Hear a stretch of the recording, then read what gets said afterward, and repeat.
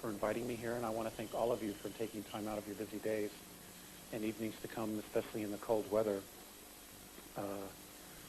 We came down from Boulder, and it was a high of 9 degrees yesterday, so this is a heat wave for us.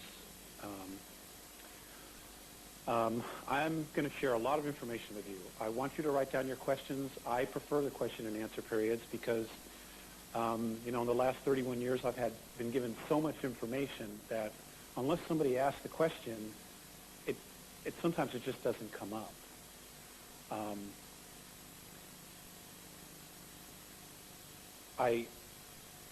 There are some real positive aspects to the information, and there's some information that is not very positive. There is absolutely nothing that we cannot resolve if we stick together. And what I mean by that is if we don't turn on each other. And that is definitely something that they are trying to do, is to divide us.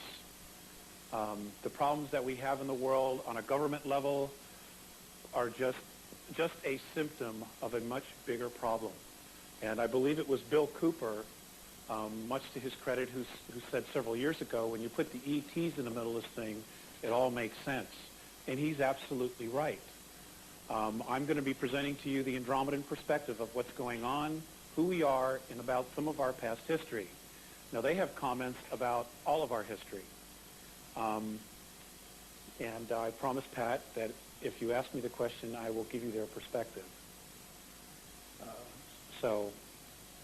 Okay. I've been a contactee for 31 years. It hasn't been consistent for 31 years. It has been consistent since 1985. The first contact was in the Upper Peninsula of Michigan in a place called Woodstock. In 1964, I was on a family picnic. I went out to play with cousins, and we laid in the grass, and the next thing I remember, it's nighttime. They could not find me. I had missing time. I didn't remember anything until age 14. We went back to the area where I had been sleeping. My body print was there. My mom, my dad, a state trooper, a Michigan state trooper, they had swore up and down they had looked for me and I wasn't there. So it was just one of those dilemmas. I got a spanking anyway, so it didn't matter. As far as I was concerned, I was in trouble. It wasn't until age 14 that I had gone to bed. It was in August, just a normal night. And I woke up and I was lying on a bed, on a platform. And there were 2 men standing over me, a very small, short one, and a very tall man. They were both very, very handsome. On a soul level, I had absolute recognition of who they were. And their skin is light blue. Morine, who's a very tall gentleman, is more light blue. Theseus, who's the shorter one, is much older. His skin was almost white. It had almost lost all of its blue pigmentation. The Andromedans are a very, very old race. Apparently, all of the human race comes from Lyra. And there's a lot of other information out there. Billy Meyer talks about this as well. It's been confirmed. Now, the human race did not originally exist in Lyra. It came from some other galaxy. But that's the first place that it evolved here in our galaxy. I want you to be really clear about that. According to the Andromedans, there are over 135 billion human beings in the 8 galaxies that are closest to us. Now, there are also other races out there. Some of these races have had a lot of conflicts with the human race. And that conflict continues. But there are things that are happening that hopefully will alleviate that problem. And it's not that any one race is more than another. It really comes down to philosophies and things like that. Gosh, let me get my notes here.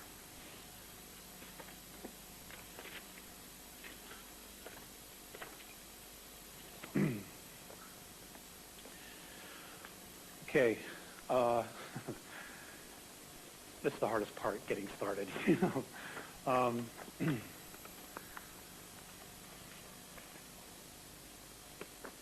The Andromedans are a telepathic race.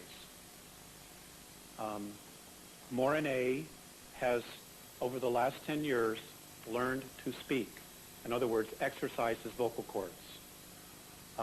The newsletter that you have in front of you or under you or in your bag, the reason it's called Letters from Andromeda is the very first words Morine said to me when I went on board one particular time was, another letter.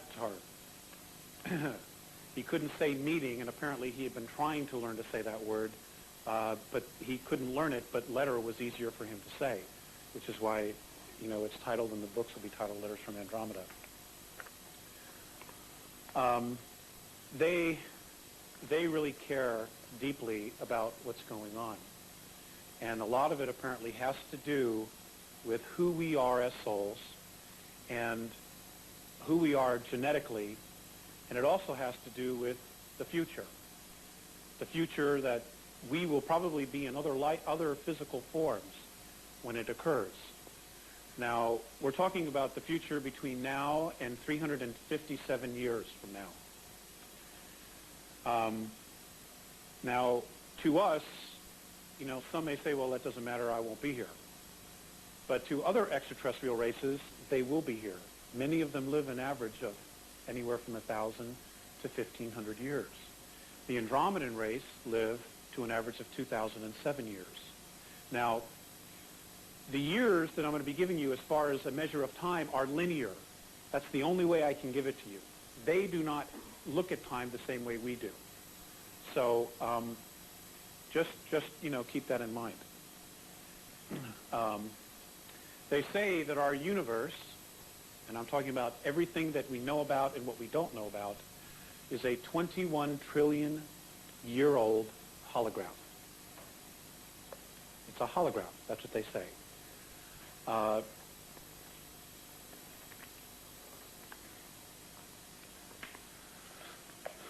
They say that all the matter that is in our universe came out of black holes. And how they've described it is that there was a universe that was evolving. And when they mean evolve, that means that the frequency of that universe continued to evolve. And what happened was, I'll try to make this as dark as possible, guys, for you. Would it prefer to be red? Okay, okay. As this universe evolved, those energies or series of matter, pieces of matter, which include consciousness, that did not want to evolve because they were holding themselves back, they were full of fear, whatever their frequency was, started to gain weight. They got heavy. And what happened was they formed sacks of matter.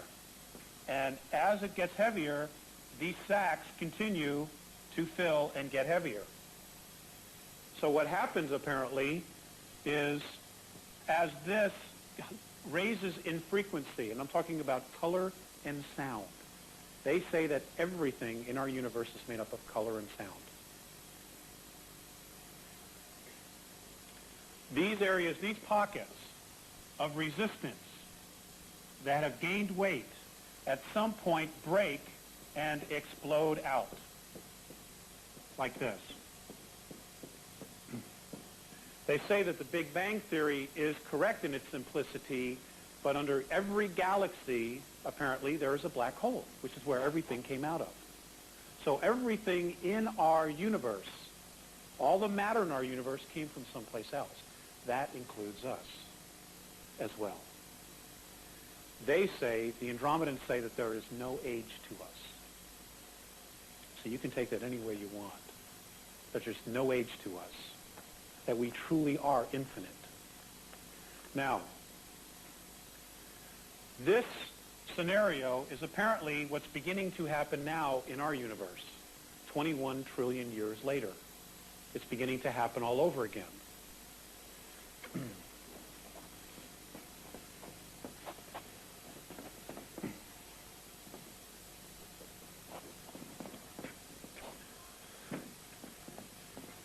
What's happening now is that according to Visayas and Mornay, on March 23rd of 1994, a color and sound frequency started emanating from all the black holes in the known universe. Now, in their science, and as far as they can go back in time and check, this is the first time anything's ever come out of a black hole. And what this energy, this frequency is doing, it is creating a holographic impression over all of the dimensional levels in our known universe now, of which they say there are 11 creational densities. 11. This holograph is now a 12th. Now they say that it has one frequency. It does not carry a duality.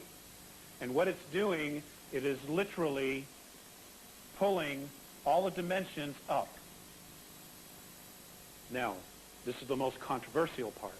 They say that by December of 2013, third density, as we know it, as we know ourselves here, will cease to exist. It is imploding on itself because everything is being drawn up. Everything. Those on the 11th are going to 12, 9 to 10, etc., etc. We are supposed to go to 4th and then to 5th, like this. Now, in the Andromedan perspective, 4th density is a consciousness. It is where an entire race is telepathic with each other. They are aware of each other. They feel each other. They know each other. They are one mind. Separate, but still one. 5th density is where we're light. We literally are what we would consider on this density light. They say this is going to happen no later than 2013 based on their science. Now, do I know if it's right? I will know when you know. Okay? But they haven't been wrong yet, with the exception of one thing, and that was about Bill Clinton. But we were all wrong about Bill Clinton. Okay, so what's happening now? This frequency, there are individual consciousnesses that have appeared in this density, this 12th density, this holograph. And apparently they're like nothing that's ever been seen before.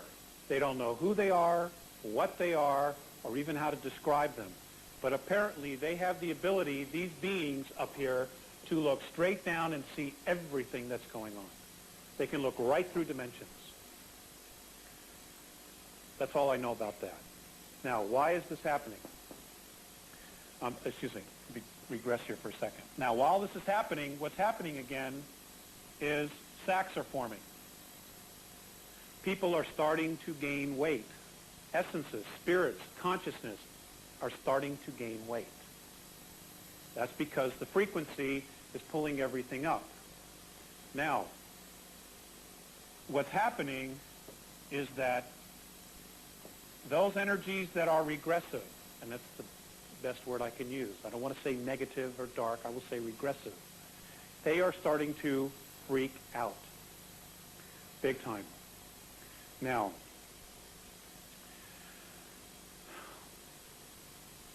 according to the Andromedans, every single one of us on this planet Earth and in 21 other star systems, okay, so we have Earth and 21 other systems. In our galaxy, I'm not talking the universe, I'm talking about our galaxy, are apparently a group of beings, individual consciousnesses, that apparently had evolved some trillions of years ago to the 11th density. And then somebody came up with a brilliant idea to drop down, to fall into the concept of time and experiment with our thoughts creating physical matter. So apparently they say that a large group of us dropped down into third density.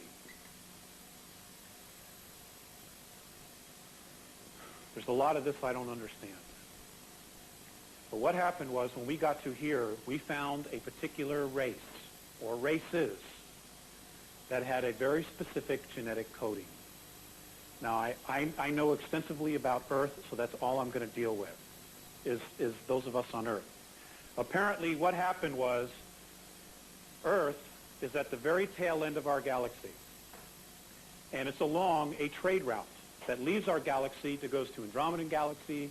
It goes to Saras, which is another one that's away from us, that apparently is visited very frequently. And what happened was we found a race that had a genetic coding of 22 different extraterrestrial races. Now, all life on this planet was brought here by traders. We're talking about extraterrestrial traders now.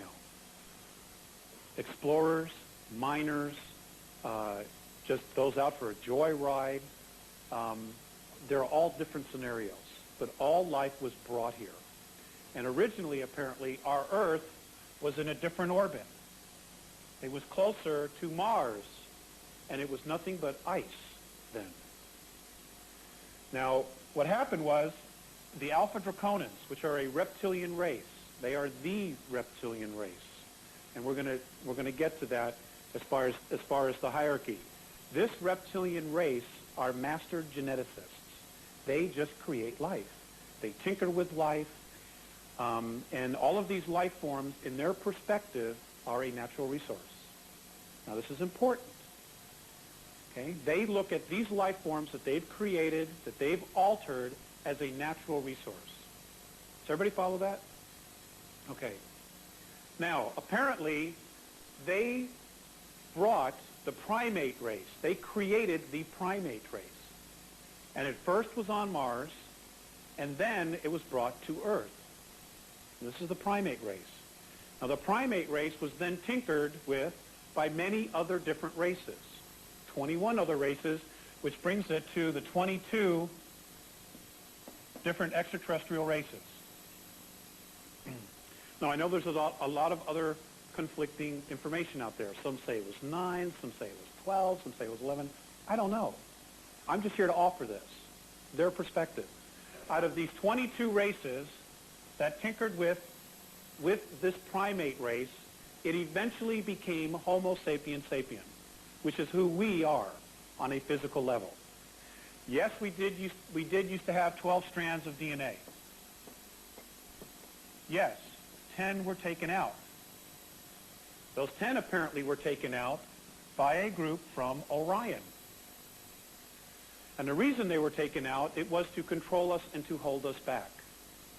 Now, why would they want to hold us back? The reason they wanted to hold us back is because of this. Somehow, some way, they found out who we were on a soul level. According to the Andromedans, we are a group of energies that they know of as the Patal. And the reason they use this word, and this is, by the way, a draconian word, is because of legends that the Draconians themselves have about warring with a race that was creating form, human form, life forms, that were opposed to their philosophy. Now, the Patal apparently were creating life forms so that they could evolve on their own. Free expression, free expression, free expression. The Draconians, on the other hand, created another race, were creating races to be a natural resource for their pleasure. So you have two very different philosophies here. Well, how they found out who we were, apparently, was our extremes in emotions. We are very, very different than all the other races. Very different. Even the Andromedans do not understand how we could hate 1 minute and then 5 minutes later be forgiving and loving and snuggly and cuddly. They don't understand it. On one trip on board one of the craft, Morane came to get me. I was brought back. Theseus was there, and he was watching a television. Well, it looked like a television. It was sitting in the middle of the room.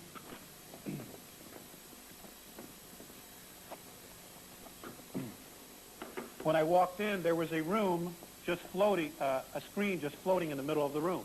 And he was standing there watching it. And he was watching a news broadcast of something that was going on in Chicago, where a policeman had shot a black man and then had run up behind him and then tried to save his life. And Phaseus just didn't have a clue why the policeman would try to take his life and then immediately rush to his aid and try to save him. And I couldn't explain it to him. Because I don't understand.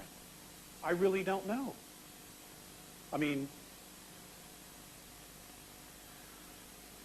so, they're perplexed. How we could be this incredible race and have the abilities that we have and be so hell-bent on destroying ourselves. They don't have a clue.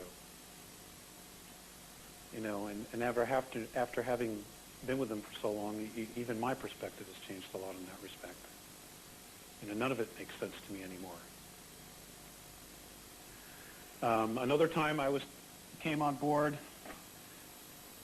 and Mornay was looking out of a window at the Earth, and he had all these meters, and he was looking at the atmosphere of the Earth, and I said, well, what is the matter? He looked very sad. And he said, don't they understand that all of this is here because they needed it? They don't understand how we can just destroy our environment. They just don't understand. It's not like we have another place to go. We don't. There's no Greyhound to Mars, well, there is, but we can't ride on it.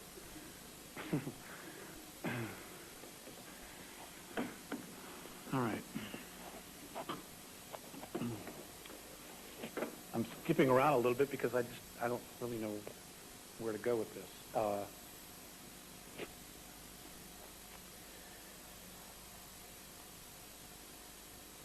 We have the ability, each one of us, even though we may not feel like it, on a spiritual level, on an energy level, we can time travel, we can go forward in time, we can go backwards in time, we can literally create anything without technology. And the reason we can do that is because of our mind, because of who we are. It's because of our extremes of emotions.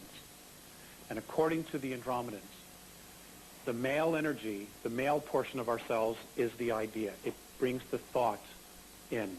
It is the feminine part, the emotional part of us, that literally pulls it to us, that makes it manifest in physicality.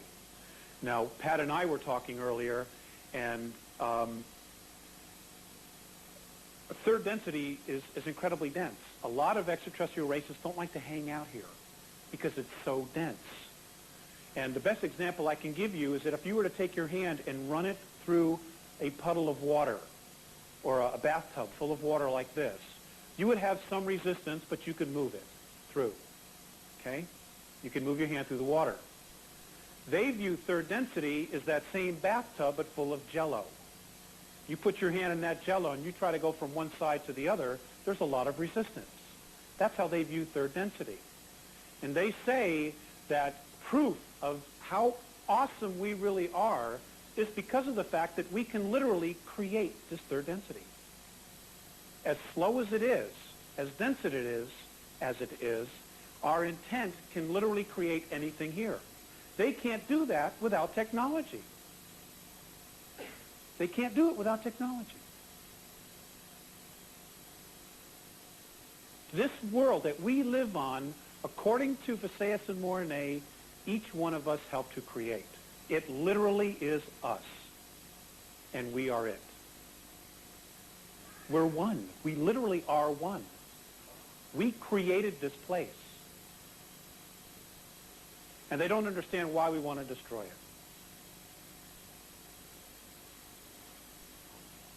Now,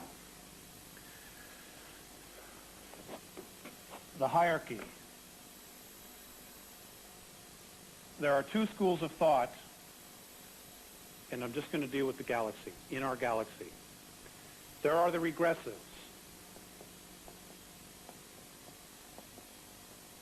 Okay? And I'm going to try not to repeat myself, but the regressives are races that just carry fear. They carry fear, which is why they want to control. The hierarchy of this race is a group from Alpha Draconis.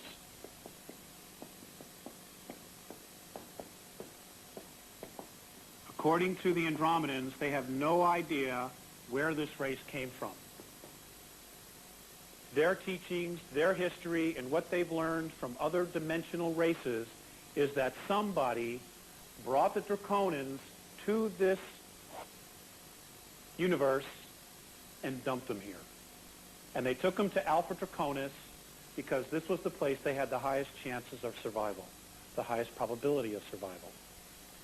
And according to the Andromedans, the Alpha Draconans have had space travel for 4 billion years. They're an incredible race. They're an incredible race. They've achieved great things. But they're bullies. They're jerks. And that's a judgment. And I'm taking that judgment myself. That's my judgment based on what I know about them. They don't like human beings. In their history, in their teachings, the Andromedans say that they were taught that this universe was here for them, that they were left here and told it was theirs to rule. But when they started traveling, they ran across other races. And they were able to conquer many of those races. And how they've conquered those races was through genetic altering. Now, our government, the United States government, the world government, the New World Order, whatever you want to call it, wants to implant everybody. In the Andromedan perspective, that means ownership. Extraterrestrials, they can't be bothered with that stuff. Those are toys. That's not permanent. You can always lose the hand. It can always burn out. You could always die. Okay? But in extraterrestrials, they don't value gold or silver. They value genetics. So what they do is they will come in, conquer a race, and genetically alter it. And from that moment on, that race is genetically altered. And it is the genetics that they put inside these races that alters their frequency, their sound, their thought, everything about them. Everything about them is then altered if they move into a physical form. Does everybody follow that? Hello? Okay.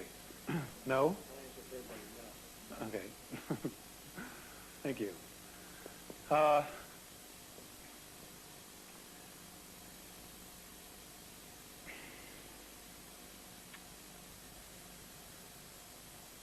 Gosh, I don't even know how to give you an example. The best example I can give you are the Greys. Apparently the Greys were much more human-looking at one time. What happened was they, as a race, were captured approximately 893,000 years ago, leaving Zeta 1, Zeta 2 to go off on their own and do their own thing. This is very common amongst other races, that they do this. This is how Earth got colonized by many different races. They were just out there exploring. Well, what happened was they got captured by a group in Orion that was already under the control and genetic manipulations of the Alpha Draconans. The Orions captured the Greys. According to Mornay, the first thing they did was they slaughtered almost all of the women.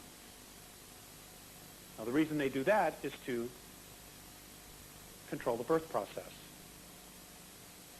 And what they did was they started to genetically alter the women, the females of that race, so that all the children born after that were genetically altered. Does everybody understand that? They were different in some way than they were before. The men were enslaved, and they were made to work mines. They were made to do all kinds of different things. They were slaughtered, absolutely no regard for life. They were a natural resource. The Greys themselves became a natural resource. Now, the Greys I'm told, would absolutely love to be free of this hierarchy. But what they've done is they've continued to propagate the problem. Now, we've been told that they've been here for thousands of years. According to the Andromedans, that's a lie. They got here in 1931. But because of their ability to time travel, it looks like they've been here thousands of years because they can go backwards in time. And by going backwards in time, you can literally alter the consciousness of any race. You can alter any event. And that's exactly what they've done. Now, they're not the only ones who have done this. There's a group from Sirius B that have also been tinkering with this.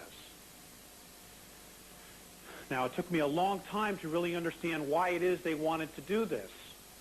And the bottom line is, it was to control us. We have things that they want. Okay, we have the benefit of apparently being on 11th density. That means that we've covered a very large area of growth, of spiritual growth, of evolvement, which is why our extreme of emotions is so big. They want that information. Not only that, but now with the new frequency that's coming in and third density beginning to implode on itself, the Greys are in fact trying to save their race. According to Mornay, there are really only 2,000 real Greys left. Everything else are clones. They're robots. That's all. They're organic robots. They do not carry a life force, an essence, a spiritualness about them. They're robots. And folks, we're talking about technology thousands of years ahead of where we are now. Thousands of years. Now, the reason the Greys are doing so many abductions is one for genetics. Okay, they're trying to bring their two races together. Okay, this information is correct. The other reason is that during an abduction, stick person, okay, we all know what the energy field is, the aura. Does everybody know what the aura is? It's around everything that is alive. What they're doing is, once they've created a hybrid, the problem they're having is they can't keep it alive. And the reason they can't keep it alive is because spirit will not attach to it. The life force will not attach to it. So what they're doing is they're abducting the mothers, and according to the Andromedans, most of the hybrids are female, by the way. There are very few males. They're mostly female, because that's how you propagate the race. And in our ancient history, you know, the royal line of a family was charted through the mother, not the father, because you always know who the mother is. You don't always know who the father is. Well, what they're doing is they're peeling the vital body of the mothers, the children, which are mostly females. They're containing it. They have the ability to contain this life force. And then what they're doing is they're feeding it to the hybrids. They're feeding the vital life force of the children and the mothers to the hybrid of the same lineage. Okay, they take an egg from the mother, they create a hybrid. They come back and they take the vital bodies of the mother and the female children and they continue to feed it because they're trying to create soul. Does everybody follow that? They're trying to create a soul and they just can't do it. So they're desperate, which is why there's just so many weird things happening. I mean, that's just one of the things. You know, there's no black and white to this. This is a huge, complex, gray conspiracy within a conspiracy within a conspiracy. It's just bizarre stuff. And why we agreed to do this, I have no clue. So what's happening is this is not working. So the races are dying. Now, what the Greys have actually done, because they're having problems here, is they have been abducting children, and many of the children are, like, not here anymore. This is why children are disappearing all over the world. They are vanishing without a trace. Some of them are being taken by the Greys. Westchester County, New York, the last 3 years, 5,000 children have vanished without a trace. Without a trace. The government knows what's going on, but they're harmless. They can't do any. They're helpless to do anything about it. And the reason they don't want to bring it up is because they let the bastards in here in the first place. They cut a deal. They cut a deal. They sold us out. And I got a lot of energy on it. Because I have friends who want to know where their kids are. Now,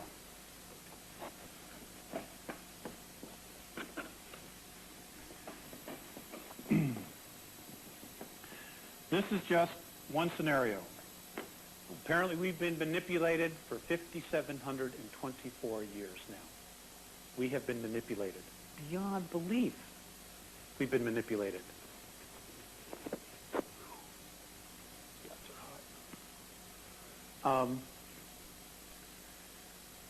To make matters worse, we've had technology, free energy technology, that has been withheld from us. So in the last 100 years, we have totally trashed our environment. Now, there's so much. I'm glad we have 3 hours. Okay, we'll look at the positives. There are so many that really want to help. But if those of you who are Trekkies, you know the number one rule. You do not intervene with an evolving race unless you're asked. That happens to be a reality. They will not directly intervene, or they're not supposed to, unless they are specifically asked. Now, those people who are contactees, they have a lineage, a reincarnational lineage that leads back to many of these positive races, which is why it is not considered intervention. Does everybody follow? Now, in our galaxy, there are many different councils. And I don't know everything about all those other councils, but I do know about the Andromedan Council. And the Andromedan Council is a group of beings from 139 different races, star systems, that come together and discuss what's going on. It's like a galactic United Nations, except it's not a political body. They literally get together and they discuss what's going on. Now, what they've really recently been discussing has been the tyranny that's in our future, 350 years from now, because that affects everybody. So apparently what they have done through time travel is they've been able to figure out where the significant shift in energy occurred that causes the tyranny 357 years into our future. And they've traced it back to our solar system. And in our solar system, they've been able to break it down, and they've traced it back to Earth, the Moon, and Mars. Those 3 places. Okay? Now, the very first meeting the Andromedan Council had was to whether or not to directly intervene with what was going on here. Now, according to Mornay, there were only 78 systems that met for the first time. Of the 78, just short of half decided they wanted nothing to do with us at all, regardless of the problems we had and the intervention.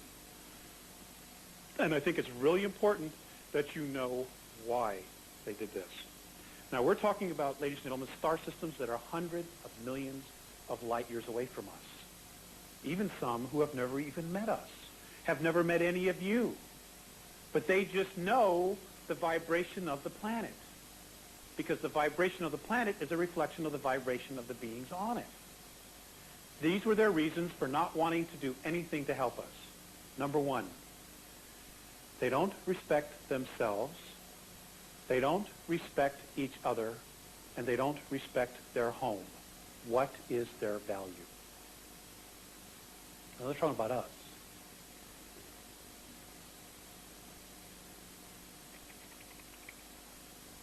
I was pretty depressed.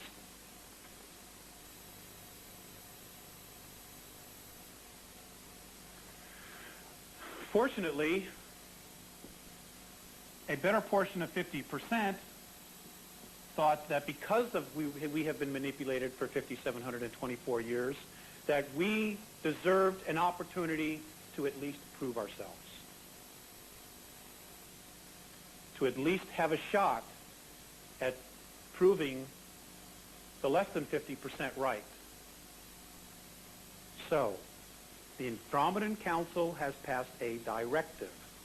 I don't know how they're going to carry it out, but they have ordered all extraterrestrial presences, whether they're benevolent or not, off our planet no later than August 12th, 2003. They want everything that's ET in the planet, on the moon, out of here. And the reason is they want to see how we're going to react and act with each other when we're not being manipulated. And folks, you are being manipulated. We are all being manipulated. And my first suggestion to you, if you want to do something about it, is to throw your televisions away. And I can't tell you how sincere I am about that.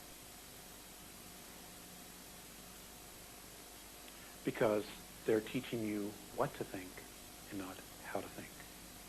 And the minute you give that up, you become a robot. You become sheeple. We become sheeple. And I know it's going to be tough. It's going to be really hard. Now, this is going to be very interesting, and I'll tell you why. Inside our planets, living 100 to 200 miles beneath our surface, are 1,837 reptilians.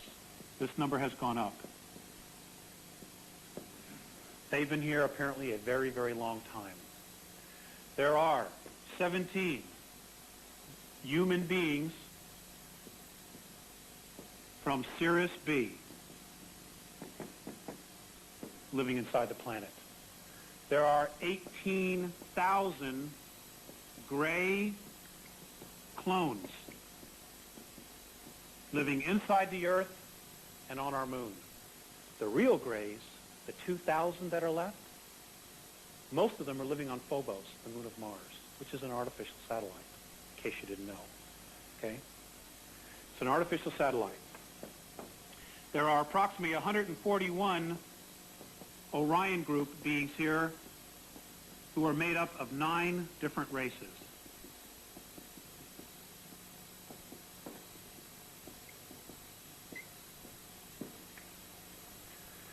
Okay, so we got a lot of bad boys here that have technology thousands and thousands and thousands of years ahead of us. It is estimated that the Greys themselves have technology. Now we're talking about clones. Most of them are clones who are being controlled, that have no essence, they have virtually no emotions, all right, that have technology 2.5 thousand years ahead of us. That's a scary thought. Then you've got the Orions, who control the Greys, who are approximately 3.7 thousand years ahead. Nobody really knows exactly how far the Draconians are, because they're incredibly elusive.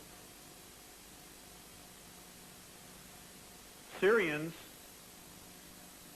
group, the Syrians are apparently 932 years ahead of us. Now, how many of you have heard of the Montauk technology? Okay, it's time travel, opening up, like Stargate, opening up time warps. Apparently, that technology was given to us, to our government, by this group from Sirius B. Apparently, we were not supposed to have it, and it was supposed to be another 150 years before we would have developed this technology ourselves. So what they did was they purposely gave us this technology knowing we would abuse it. Knowing it. Now, I cannot tell you what the mindset was of those Terrans, those of us who were here, that got this technology and started doing all of this weird stuff with it. But I can tell you that within the last 6 weeks, Mornay has told me that they have found a small human colony on a planet in a star system, in a solar system, in Altar. Altar, it's a constellation called Altar. They have found a human population there from Earth that has children with it. It's a military, and they have enslaved the beings of that planet. Now, Montauk only works if you have exact coordinates. That means somebody gave them those coordinates. And they are really upset about what's happened with that. That's just one of the problems.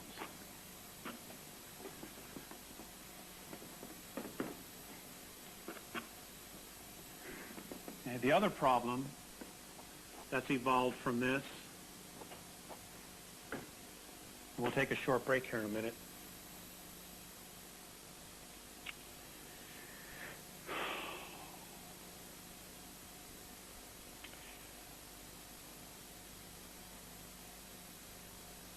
Involves the human extraterrestrial races that are benevolent. Now, many of the races are really pure. In other words, the Pleiadians mate with Pleiadians. Sirius A mates with Sirius A, the individual races. Well, apparently what's happened is that there's been so much interbreeding amongst these particular races, these human races, that they are now beginning to anticipate breakdowns in the genetic coding.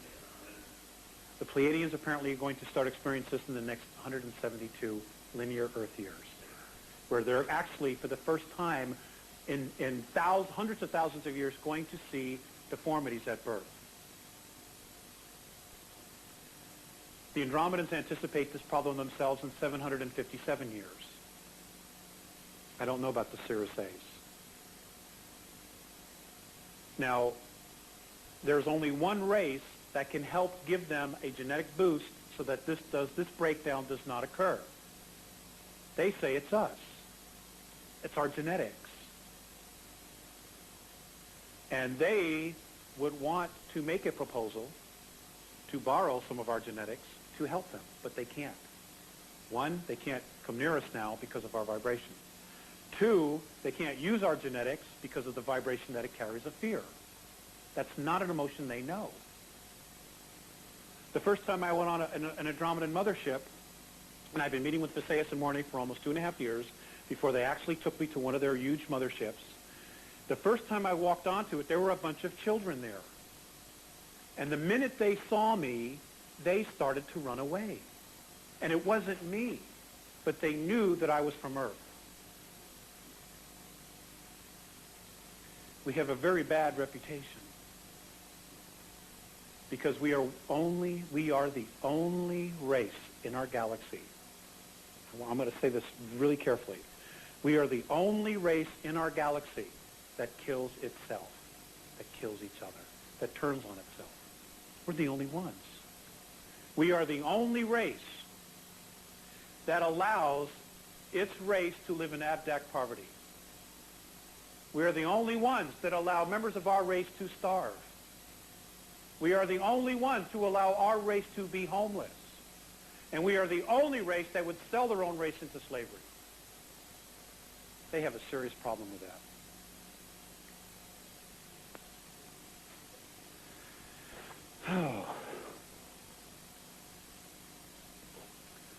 Now, I know this is hard.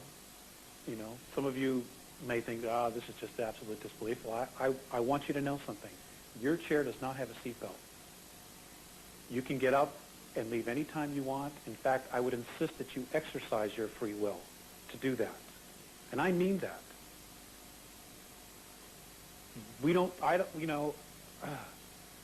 This is the part I don't like. You know, I don't like the reflection that they give me about us. I mean, I have enough trouble, with our own day-to-day life, making sure the cars work and all, paying the phone bill and all this other stuff, And it's not that they're judging, they just don't understand why we do it. And if anybody's got an answer for it, I'm open. Yes, we've been manipulated with belief systems. But why do we believe these belief systems?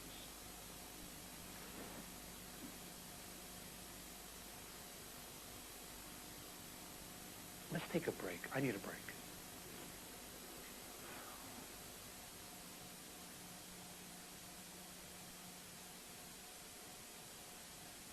We have liftoff. Okay. Just before the break, I said something to you. Now, I've asked a lot of questions about Earth and about religions and about our history. And one of the things that, Morine has this really great way of mirroring back my questions in the form of a question. And one of the things that he mirrored back to me was it was a question regarding a particular history of religion. And his response to that was, it is not so much what you believe in, but more so why you believe it. I understand somebody told me today there's a book published about that. Recently somebody wrote a book. And, I've had to look at that, and I've had to go back and look at all the belief systems that I have and why I have them. Are they really mine, or is it something that I've been fed that I believe is true, and I am basing my perceptions based on the idea that maybe they are true or maybe they're not true?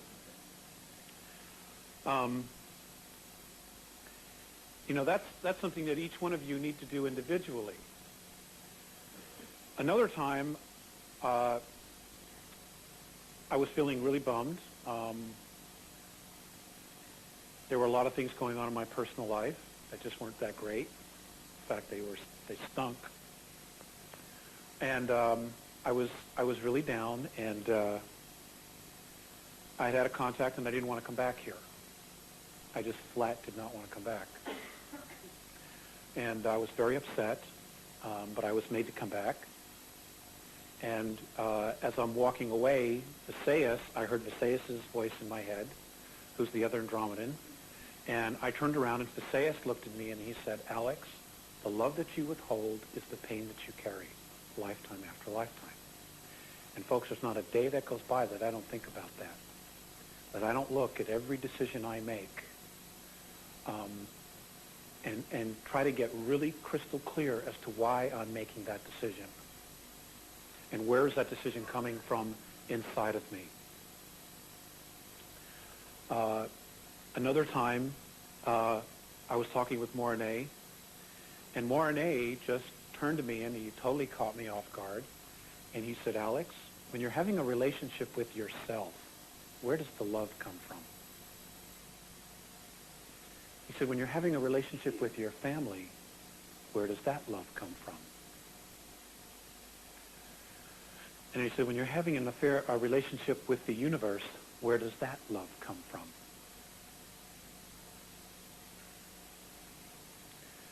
And, the obvious answer is, well, it comes from me.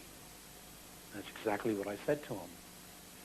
And he turned away, and he stopped, and he looked back, and he said, well, then why do you believe that you have a shortage of love in your life? And again, it all goes back to belief systems. If they're right, we created all of this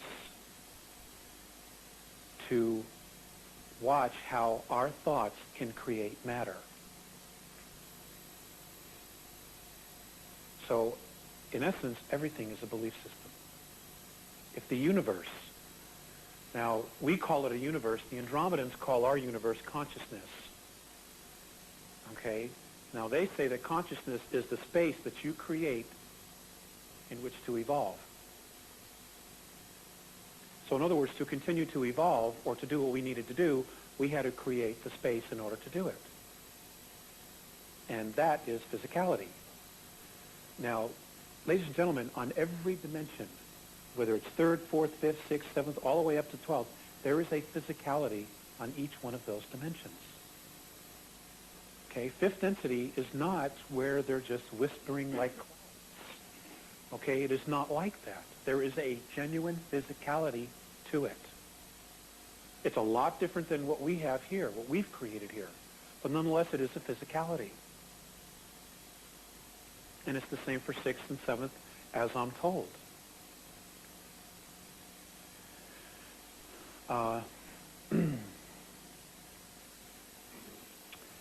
I wanted to get back to this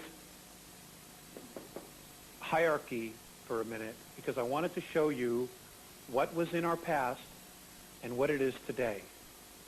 All right, I wanted to show you the similarities so that you would see that, number one, history does repeat itself until we decide to break cycle. And two, it's always been the same. If you go back and look at history, if you look at Egypt, the Sumerians, the Babylonians, and you look at the Greeks, the mythology, okay, there is elements of truth in all of that. Now, in the ancient days, you had the gods. Okay? The gods. We know about the gods. Mythology is littered with stories about the gods, warring with each other, the gods of man marrying the sons of God marrying the daughters of man. And all through literature, ancient literature, there's stories of this. Then the gods would allow a select few, usually their offspring, who were kings or pharaohs, to rule in their place as they went scuttering about the galaxy. Bless you. Now the kings didn't want really much to have to do with the common people, so they had their priesthoods that would control information. They would control information. They would control the masses. They would accumulate wealth. The priesthoods made sure that the military kept the common people in order, or the masses. Okay? Whatever the dictates were, this group here made sure that it happened. That's the way it's been all through our ancient history. Okay? If you read Zacharias Sitchin's information, many other people, I understand there's an awesome book called The Greatest Story Never Told by Lana Cantrell. It's out of print, but if you can find it, Jordan Maxwell was telling me about it. The Gods of Eden by William Bramley. These are excellent, excellent books that are very well documented. Now, if you look at today, okay, we still have basically the same situation. The ETs are still here. Names and faces changed, but they have the same mindset. Control, control, control. Okay, your pharaohs, what do you have? You have prime ministers. I'll just abbreviate. You have presidents. And in some countries, you still have actually a king.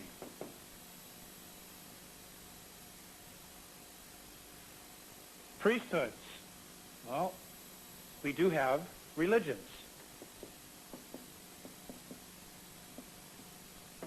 Okay? We also have bankers. Okay? We have bankers. Those of you who have done any research on Nazi Germany, there's a wealth of information regarding secret societies and the power that these societies have because of money, and how virtually every country on the planet is bankrupt, and how a small group of men who represent a priesthood, secret societies, control everything. They are doing the bidding, I want you to be really clear on this, they are apparently doing the bidding of these guys. Because the whole point of all of this coming down on our planet is to take away from us self-rule, and free will. Let's make things so bad on this planet that the masses are begging to be saved. And then let's have somebody come in and save them. And according to the Andromedans, if you do not accept self-responsibility and you allow somebody to come in and save you, you do not permanently evolve. And I'm not here to buck anybody else's belief systems. I'm just sharing with you what they've said. Sir, do you need some water?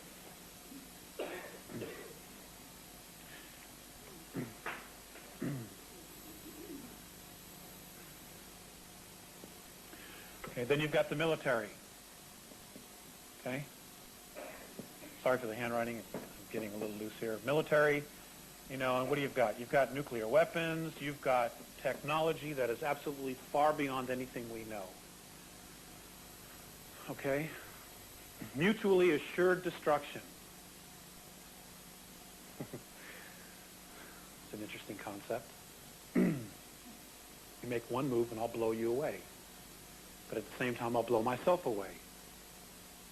All right? So we have 100,000 of these things all over the world. And then you have the masses.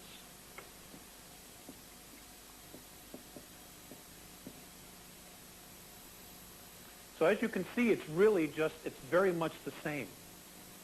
Nothing's really changed. Except now, we have ways to destroy ourselves, where here, we didn't have to. The gods were more than happy to do that. Okay? They could control pole shifts. They could move our planet's orbit. I mean, this technology exists. The Draconians can literally create a solar system using their starships. They can move planets. They can take moons, put them in orbits of planets. They can find a star. They can put things in the orbits around the star. They can literally create solar systems. Okay? There are races that have this technology. The Andromedans have said that around 2003, if all of the regressives are not out of here, that the first line of defense that they have is our moon. That they have every intention, and again, this is their perspective, they have every intention of taking our moon with a tractor beam and pulling it out of here, out of our orbit, and dealing with it out there. Because if they deal with it too close to us, it could in fact destroy the Earth, or at least cause a polar shift, which would destroy all life, and nobody would have gained anything. We would have been the big loser. Now, what would happen if they did that? I asked that exact question. He said, well, you would have no tides. And he said, if you were really upset, we could always give you another one. It's really that simple to them. It's not to us, but that's their perspective. So we need to look at things as not permanent. We need to open up our perspectives to the idea that there is a lot more going on and there's a lot more we need to learn. Not only about the world or about our solar system, but about ourselves. Now, the Andromedans say that there are 100 trillion galaxies in the known universe. 100 trillion. It's a lot of zeros. You know, another 30 years, that'll be our national debt. That's really not a laughing matter.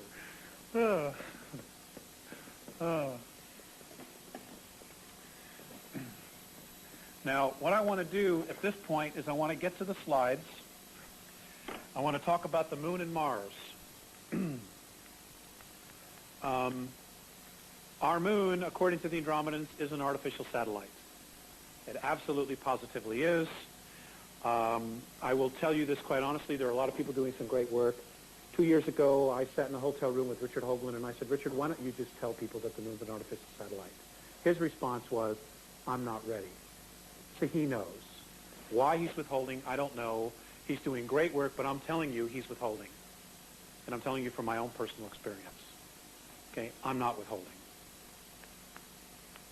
You know, if they have a problem with it, it's their problem. According to the Andromedans, our moon came from a star system from Ursa Minor called Chauta. It was one of 4 moons in a solar system that had 21 planets, and our moon came out of orbit of the 17th planet in that 21-planet system. It was brought here with others during a war. Our moon's first location in orbit in our solar system was around a planet called Moldek, which is now the asteroid belt. Our moon had survivors on it. It had apparently 9 huge domed cities on it. 9. key word here, 9. It had water, had plant life, it had a lot of different things on it. Even had huge caverns underneath that can continue to sustain life and do today as we speak. Okay? Except now there are a lot of human beings on the moon, and we're going to talk about that. Now, what happened was, apparently, our moon, when it was in the orbit of Maldek, had 2 moons. One is the moon that we know of, called lunar. This one here is what we know as Phobos. Both of these moons were around Maldek. One group went to Mars. Our moon, which apparently its ability to travel was disabled. I don't know the whole story on that. And what happened was the beings that were on it are what we know as the Aryans, the white race. Does everybody follow me so far? The Pleiadians apparently helped get this vehicle, which we know as our moon, operational, and they came into orbit, which is now our Earth. So the beings that came here on our moon were Maldekians. Does everybody follow that? Maldekians are one of the lost tribes of Hira.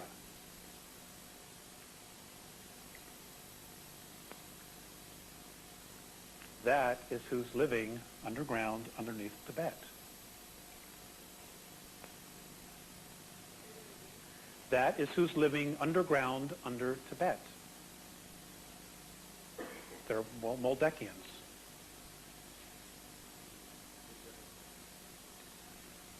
Basically, they pretty much stay to themselves.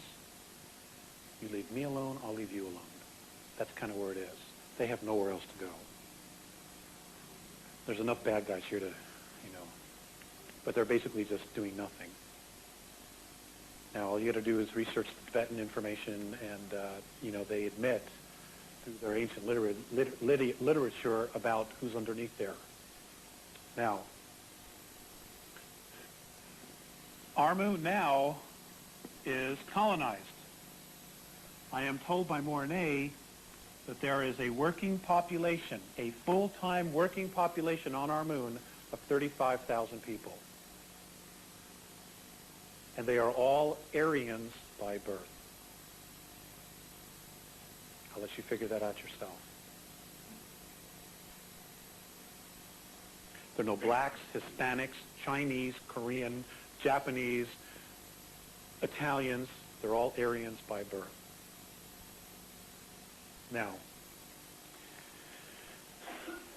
in our the UFO literature that's going out, we are told that there are a lot of different groups.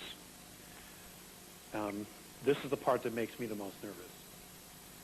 According to Mornay, now this is the Andromedan perspective.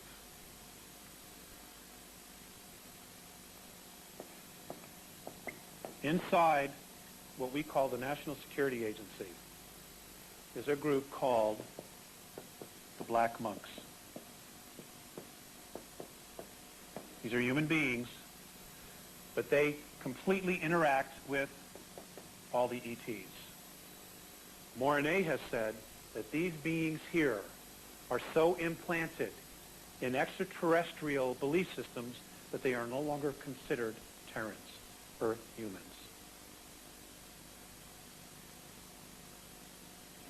Okay?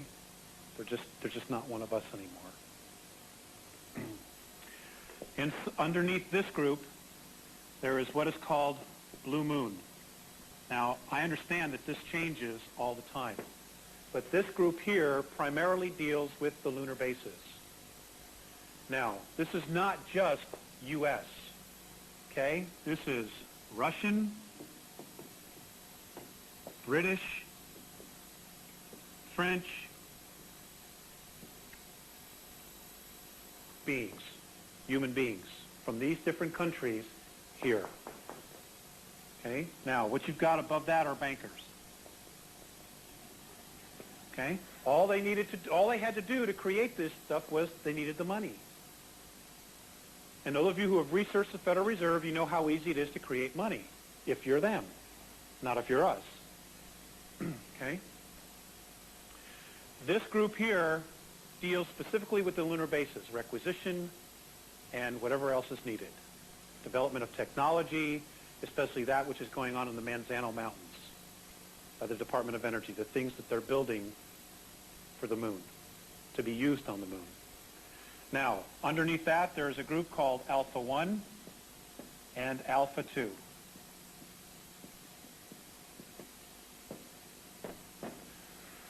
I'm not real clear so much about what Alpha 1 does. My understanding is that these people here, whoever they are, and this we're talking about something global now. Okay, this is part of the global government, that Alpha 1 has to do with materials. Gathering the materials, making sure that the herd, as Pat likes to say, that the herd doesn't get spooked. That's us. We're the herd. Okay? Alpha 2 deals with personnel. It was their job to make sure that the 35,000 that went to the moon were the kind of people they wanted, had the belief system they wanted. Okay? Their job also was to make sure that the colonists that went to Mars were the kind of people that they wanted, even if they didn't want to go. According to Morine, Alpha 2 is MJ12. So what we think is the top of the ladder is actually the bottom of the ladder. That's what he says. I have no way to verify this, but I'm sharing it nonetheless.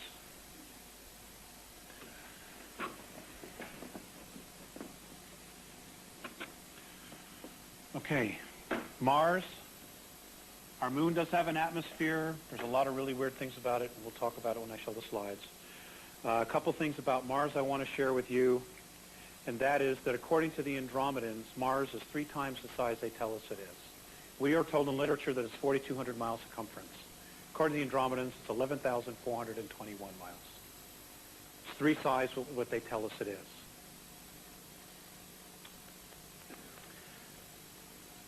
In diameter, diameter. This past March of 1995, in the San Diego newspaper, and I had this and somebody stole it from me, in the local San Diego newspaper, it published a report. It had a picture of Mars during the spring, you know, because it was at its closest point. It was a Hubble telescope photograph, really nice picture. It said that in 1971, the Viking orbiter discovered huge amounts of ozone in the Martian atmosphere. Now, how many books do you know of that have told you that there is ozone in the Martian atmosphere? 0. 0. There's a controlled leak.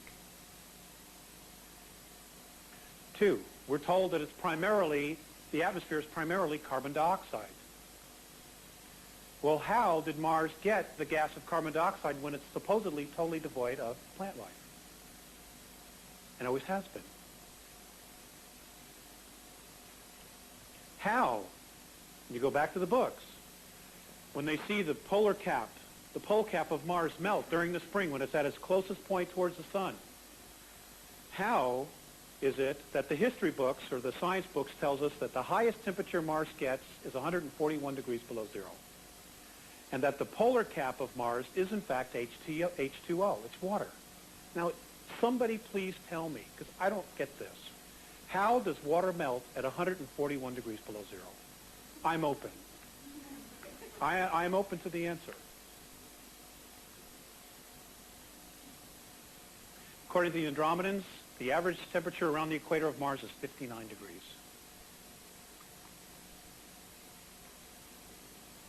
I haven't been there, but that's what they say. In 1979, NASA admitted seeing clouds going over Olympus Mons, allegedly the largest volcano in our solar system. Olympus Mons is 72,000 feet. Folks, that's a hell of an atmosphere if you got clouds going over a mountain at 72,000 feet. That's an awesome atmosphere. It's nothing like what we've been told. So I'm going to say this for the record, and I'll probably get in trouble. They're full of shit.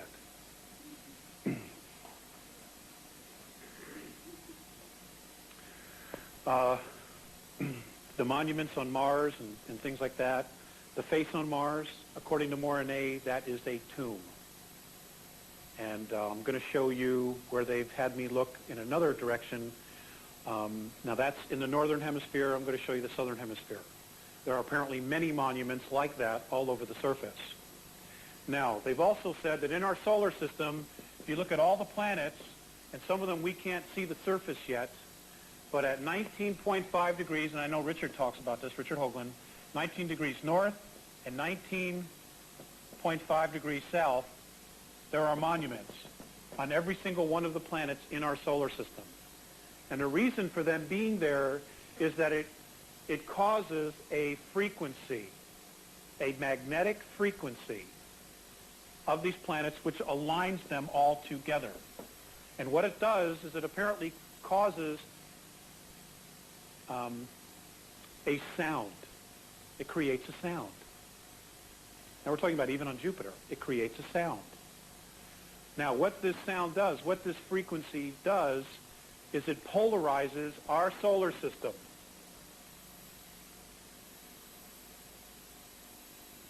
It just so happens, according to Morine, that this polarized sound is in direct reflection, opposition to who we are as spiritual beings. In other words, we vibrate at a specific frequency. As long as these planets, our solar system, vibrates at this frequency, on a soul level, we can't leave. We're stuck. I don't understand all of it. And I even hesitate to bring it up because I don't understand all of it. But I'm sharing with you what little I do understand. Venus, the planet Venus, used to be one of the moons of Uranus. It was moved. Mercury apparently used to be one of the moons of Saturn. It was also moved. What the big plan is, what the big design was, why they did it, I don't know. When I asked about the Earth, they had mentioned that the Earth was in a different orbit, that it was ice. When I asked who moved it, Morine's response was, that's something the Pleiadians will have to answer. And that's the only answer he gave me. Now, the P's aren't bad, but they're not telling everything either. You know, they've been involved in our solar system for a long, long time. And they've made incredible strides. You know, and I think, and I was told the only reason that the Andromedans themselves and the Council is even involved in this is because the Pleiadians went to them. Because the Pleiadians took it upon themselves that what happened was our solar system went through a war, was involved in a skirmish, a war, 117,000 years ago. And part of it was caused by the Pleiadians. Well, what happened was they just kind of like hightailed out of here. And then some of them came back during Atlantis, and folks, Atlantis was an extraterrestrial colonization. It was not you and I, it was not Homo sapiens sapien as we know ourselves. They were ETs, literally ETs. And they devastated this planet in a war, and they just hightailed it out of here.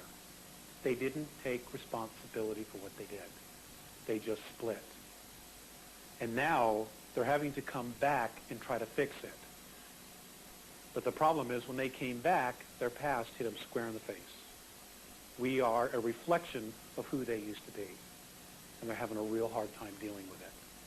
Because in order to fix this problem, they have to step back into the warrior space. And they don't want to do that because it's so destructive. So they're having to get some help.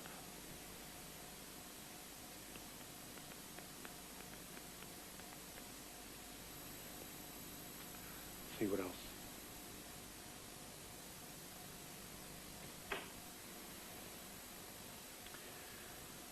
Okay, let's go to the slides.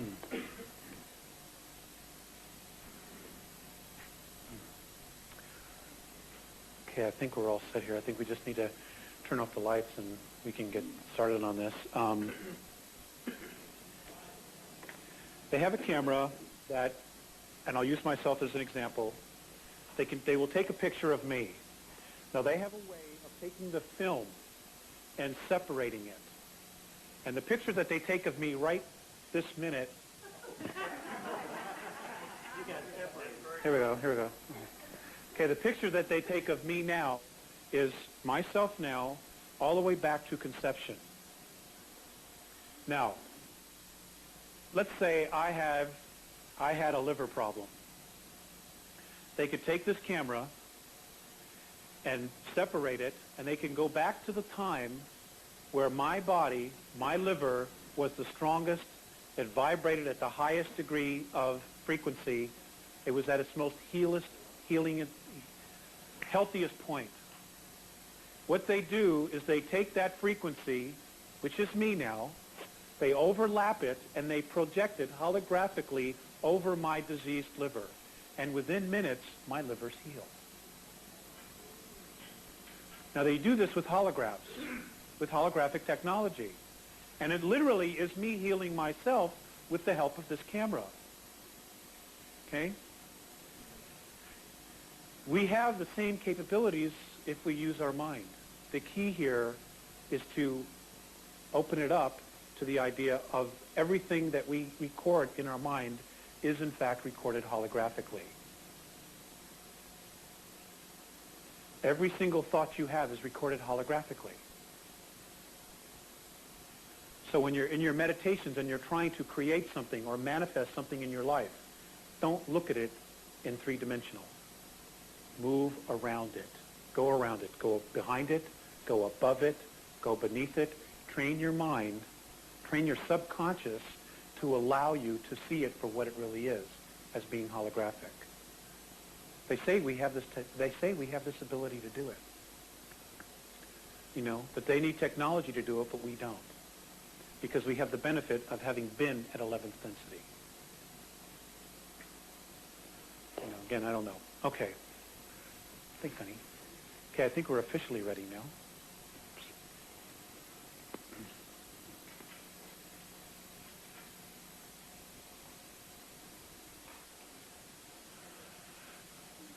First slide, please.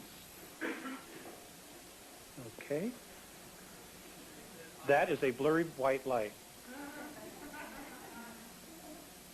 Okay. Okay, ladies and gentlemen, this is a galaxy. This is, in fact, the Andromedan galaxy. Now, according to the Andromedans, and some of this I'm going to be repeating, underneath every galaxy is a black hole in which the consciousness came out of. They say that all of the suns inside a galaxy is a reflection of the consciousness of the beings that are in that galaxy. In other words, our sun is a reflection of us. Alcyon, which is the sun that our sun evolves around, is a reflection of not only us, but the Pleiadians, the Alcyons, Sirius, a whole bunch of groups of beings. In other words, we literally create these suns, this reflection of light, so that we can play this game in physicality. It's the only way to do it. Next slide, please. Okay, this is a rendition of our galaxy. This is approximately where we are. Now, as you can see, you know, we're talking about millions and millions of light years across. We are literally in the sticks. We are way at the end here. Okay. And, you know, in one way, that's really been a blessing, because if we were a lot closer here, we would not have had the opportunities we've had to self-rule. Because, ladies and gentlemen, in the regressive hierarchies of extraterrestrial governments, there's no such thing as self-rule. You do as you're told, or you're gone. Okay? Now, self-rule is really an experiment that's only been in existence 215 years. That's it. We take for granted the freedoms that we have. And we shouldn't. We are truly blessed to have had this opportunity. And we've had a lot of help in trying to maintain self-rule. Next slide, please. This is our solar system. These are some of the suns. and other star systems that are close to us. There is life, physical life, inorganic life in every one of these star systems. In fact, the Andromedans say that there is organic and biological life on 7 planets and 15 moons in our own solar system. Some of it we can't pick up because of our technology. It just isn't advanced enough. But nonetheless, it's still there. Next slide, please. Okay, our particular solar system, this is what's left of, apparently, Maldek, the planet that destroyed itself. Again, our moon used to be one of the moons here, and then Phobos, which is one of the moons of Mars, was also here. Next slide, please. Oh, let's go. Can we go back to that one sec? I'm sorry. Okay, never mind. The Galileo. It's okay. Okay, thank you. Okay. The Galileo, as you know, has moved into the orbit of Jupiter. I don't know how many of you are paying attention to this, but NASA has contradicted itself a few times. Number one, the pod that was supposed to go into the Jupiter atmosphere, it was supposed to burn up and implode on itself because of the pressure and the radiation coming from Jupiter. Remember reading that a couple days before? Okay? Well, the last report was, well, it's actually landed on the surface of Jupiter, and it's going to be sending information for a couple weeks until it burns up. Okay? Major contradiction there. It went from burning up in entry to now sending information from the surface.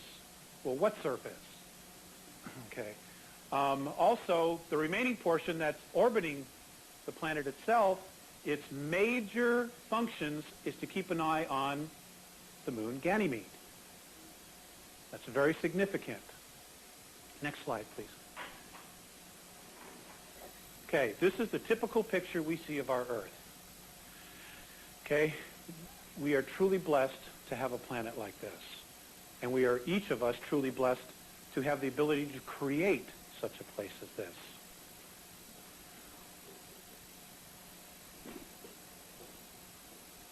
If the Andromedans are right, and we created this world so that we could play this game, then it is a direct reflection of us. And the Earth is sick because maybe we're sick. And we're sick because maybe she's sick. Next slide, please. Okay, this is a photograph that was published in Life magazine. I have it right here, November 10th, 1967. This is the first color photograph of the Earth that was taken. Now, Life magazine almost was served with cease and desist papers for publishing this photograph. Does anybody have any idea why? You can speak up, it's okay. I can't hear anybody. The pole. Okay, we're talking about this here. Do you see the egress at the very top of the planet? It's flat, isn't it? Yeah, it is. It's flat. It really is flat. Next slide, please. Here's another picture of it. This was published by NASA again in 1967. Now, a lot of this snuck through the cracks because NASA at that time was still very much civilian, and they were trying to create a lot of hype so that they would get the funding they wanted for the moon missions. So a lot of these snuck through, and once they're out, they can't come back. You know, it's out there. So this is a book. This is published by NASA in a book that involves a lot of the lunar orbiter photographs, primarily those of the far side, the hidden side. Next slide, please. Now, this was taken by ESSA-7 on January 6th of 1966. Now, if you look at this photograph, this is of the North Pole. Why is this all blacked out? Okay, it's definitely blacked out. I'm going to show you why in the next picture. Next slide, please. This picture was taken by a NASA satellite. It hasn't been identified. It was released in England in a book called Our Violent Universe by Nigel Calder. I want you all to focus right here. If you can find the book, usually in a used bookstore, it clearly shows the opening and the clouds dipping inside. Let's see if the next slide's a little better.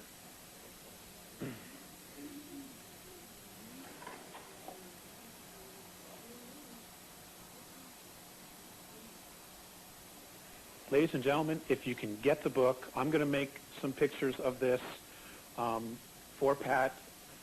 And if he wants to continue to make them, you know, you'll have to talk to him about it. I'm volunteering you, Pat. Ladies and gentlemen, it's there. It is just flat out there. This is where Admiral Byrd apparently went in. You know, this is it. This is the deal right there. This is just north of Greenland, which is exactly where he said he went.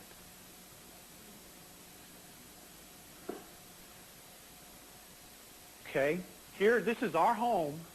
This is our home, and we still know so little about it. We have got to stop being sheeple. Next slide. This is the lunar orbiter. This is the photographer of the pictures that you're going to see. Next slide. Now, the lunar orbiter flew, that's okay. The lunar orbiter flew from 1965, 66, and 67. Its purpose was to chart and map locations for possible lunar landings. Next slide. Okay, here's our moon. We're told a lot of things about our moon. There's been a lot of discussion that a lot of the NASA photographs were faked, and some of them were in fact faked. They were done in a studio, but ladies and gentlemen, our astronauts did in fact go to the moon. They did go, but they were told not to come back. Next slide.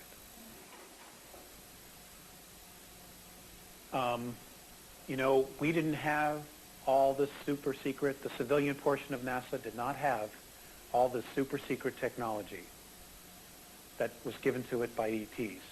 That was held by a very select few. So what we did accomplish as a nation going there and putting, you know, all these men on the moon is a remarkable achievement in our short history as a nation of only 200 years. Remarkable. What's really sad is that apparently, according to Mornay, by March of 1958, we were already on the moon. NSA astronauts were already there. But we cannot congratulate them or applaud them or have a parade for them because of the way they did it. But we can be proud of the fact that we put these guys here, and we did it honestly. You know, even though it was the lunar orbiter was a little crackerjack box. Next slide, please. Okay, there's a lot of talk about what the astronauts saw. They did in fact see stuff. There's all kinds of things that they saw, and just don't be so quick to dismiss it. Next slide. National Geographic, 1958. This is NASA's rendition of what the lunar bases would look like when, in fact, we did colonize the moon. This is, in fact, a reality already. Next slide, please. Domes. This is how they would terraform probably parts of the moon. Or this is exactly what it was before when it came here from Ursa Minor. Huge domes with terraforming going on the inside, creating artificial atmospheres and habitats, just like what was created in Arizona. We have this technology. We have this technology. We've had it since the early 1960s to do this.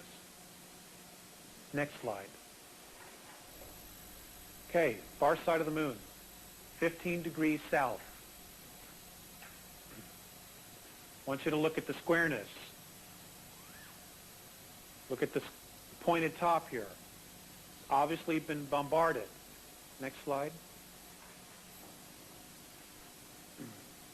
Look at the structures in here. Look at all this.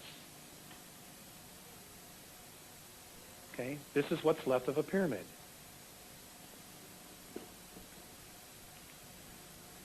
Next slide. Again, this is the far side. All these pictures are the far side. I want you to pay close attention to this area right here. Okay? Now, does everybody see this? I'm sorry, I'm in the way. This right here. You see this? According to Mornay, this structure is a monument. It is 7 miles tall. That is the Sears Tower 7 times. Now, how is it that our guys missed that? Next slide. Here's a close-up of it. Now, these are lunar photographs, lunar orbiter photographs that were taken, that I've got out of a book in the Carlsbad Library. I blew them up at Kinko's, and then we photographed them. Okay? I'm told we can't get the actual negatives to this anymore. I think that's the best it is.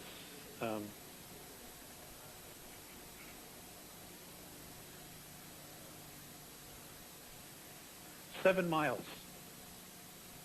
Now, if you look at the rest of the terrain, can we go back just one? If you look at the rest of the terrain here, it's obviously very odd, isn't it? And some of the researchers that say that all of the moon has been bombarded by incessant meteorite bombardment, how is it that this has maintained its form? Next slide. Okay, and again. Okay, I hope you can see this one. Some of these are difficult. I want you to focus on this area right here, this crater. Now, can any of you see this structure here that totally crosses the crater? Can you see that? Do you see it? It's an arch. Okay. According to NASA, this crater is given a numerical order 1164A. They don't even give it a name. And according to them, it's 21 miles across. So this arch, and you can see the sun coming through here, this arch is 21 miles long. Now, that's an incredible architectural achievement. I'm open to the idea that a comet hit it just right, skipped underneath, and came out the other end. But it's a hard sell. Again, this is on the far side. How is it we haven't heard about this? How did they miss this? They got a picture of it. Next slide. Okay, on this particular slide, there's 2 things.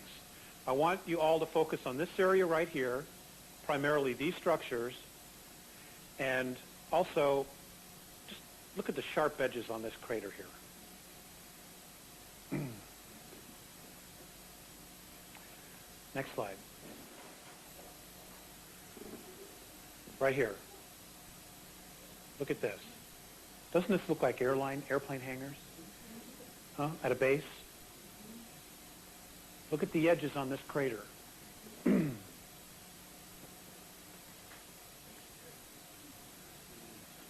Next slide. Okay. We are going to focus on this picture here. We're going to focus on this area right there. I want you to look at the rest of the terrain. Look at how different this area is right here. Look at how nice and lined up all of these objects are. Look at these structures right here and behind it. Okay, I want you all to focus on that for a minute, or just for a few more seconds before we get to, it got blurry, before we go to the next shot. It takes some time to actually accustom your eyes to looking at things differently. Okay, next slide, please. This is a blow-up of it. That arrow's mine, I'm sorry. Okay, here, look at this. Look at this in here. According to Morine, this is one of the New World Order bases on the far side of the moon. He says that these here, behind here, these are living quarters.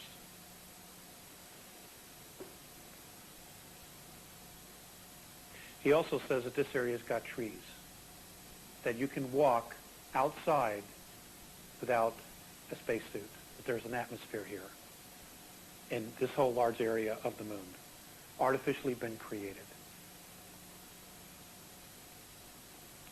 I don't know. I haven't been there.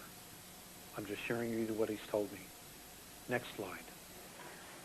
If you know anybody who can get or still has in the attic or somewhere in a file folder some of these old photographs when they were released, please get your hands on them and get yourself a loop and really, really look at them. There is so much. This area here, three-sided pyramid built inside of a crater. We'll go to the next slide, please. Here's a close-up of it. Next slide. Square crater. Now, I asked Morine about the odds of a square meteorite or comet. He says, there isn't any.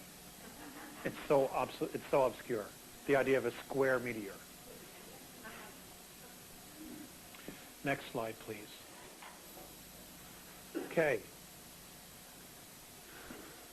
This area here, we are told that many of the meteorites are craters were created by meteorite impactment. What's interesting is that they try to tell us that it got so hot that it would cause a little cone in the middle of debris.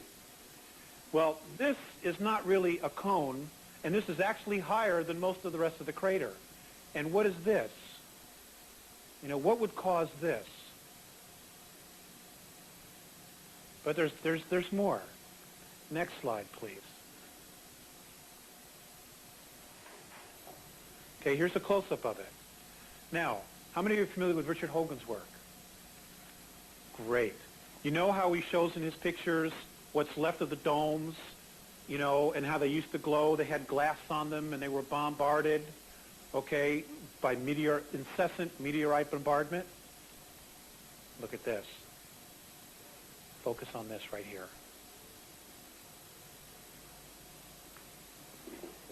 See how it's shiny right here on the top, and all the rest of it's been worn away?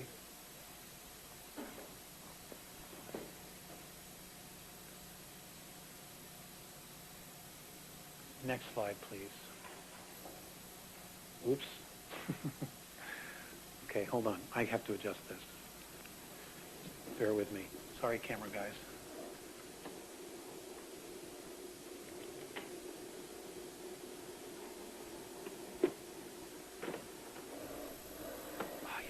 Okay, cool. Okay, I want you to focus on this area right here. Okay, this particular crater. I want you very carefully to look at this structure here, right here, this bridge. I want you to pay very close attention to how the very bottom of the crater is lit up. Campfire? Next slide, please. Here, look at this. I just love this photograph. This is the goods right here. Okay, look at this. What is this? This is a structure. He said this is a building. These in here are domes at the bottom of the crater. He says that this is a road that leads to a tunnel and there's an elevator. When the craft land here, they walk into this structure, take an elevator down, and they walk into here. These bridges are what's left of other structures. Look at this. Just. God, I hate being lied to. Yeah, there it is. You know that song, There It Is? There it is. I mean, it's there. Oh, that's even better. Far upper left, looks like one. Up in here? Left. Oh, up here? Over this. No, just above that, there's a little three parts regular structure. Right on the edge at the left, about 2/3 from the bottom. Talking about over here? Yeah. Well, let's find out. I'm open. Okay. If I'm going to, Pat is going to have these. Okay, you'll have to work out the details with him, but folks, these are yours. You're free to do whatever you want with them. Just do something with them. Okay? Just do something. Because we've been lied to. And they're about to really box us in, and it just isn't fair. Next slide, please. Okay, again, far side of the moon. I want you all to focus right here on this crater here. Okay? More so on this structure. Next slide, please. Okay, I just love this. Okay, look at this. That's right, and you can see that it's actually off the ground. Okay? Also want you to focus on this structure here. You can see the sunlight underneath it. Next slide.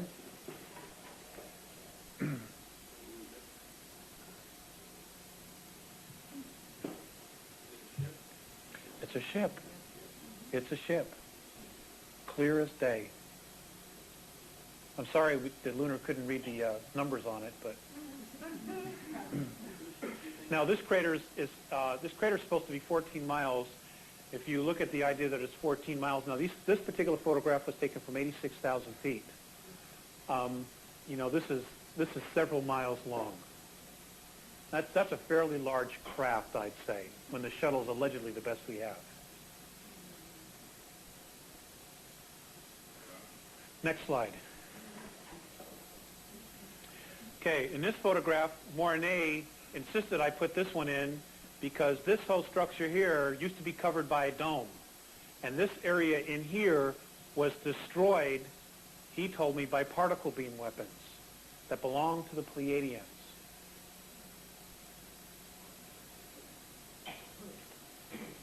That's all he'd tell me. And if you looked at the rest of the craters that we were looking at, this is very, very unusual. In fact, you can see what looks like a road or a platform road that comes into the middle of all of this. I realize some of this might be hard for some folks to see. I'm just trying to share. Next slide, please. Okay, Mars. During Bush's administration, they were talking about our new home. What they didn't tell you is we've been there for a long time. That you'd already paid to build a home there. Next slide. Okay, most of us know about the face. Again, they say that this is the face of an Orion king. He won't tell me who, but that it's a tomb. That these are tombs. Next slide. Olympus Mons, allegedly the largest volcano in our solar system. These are clouds. This is not frost. Mars has quite the atmosphere. There's quite a bit of moisture there, and as I told you earlier, they said that in 1971 they knew there was ozone there already. Next slide. Now, by the way, as you know, a volcano, once it's become dormant, it leaves huge underground caverns underneath it when the lava subsides. That means there's huge underground caverns, especially a volcano that's 72,000 feet. Now, the face on Mars is that Richard Hoagland and many other people are talking about is in the northern hemisphere, called Cydonia. Mornay told me that there were more ruins in the southern hemisphere. This is our great Plantatia. And what I want you to do is I want you to focus on this area right here, primarily this area and this area, and the happy face.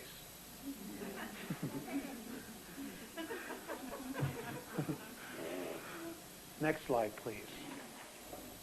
Here's the blow-up of it. Again, it looks like half of a face. There's the helmet, partial of the face. He said this was destroyed, and here's 3 pyramids. 1, 2, 3.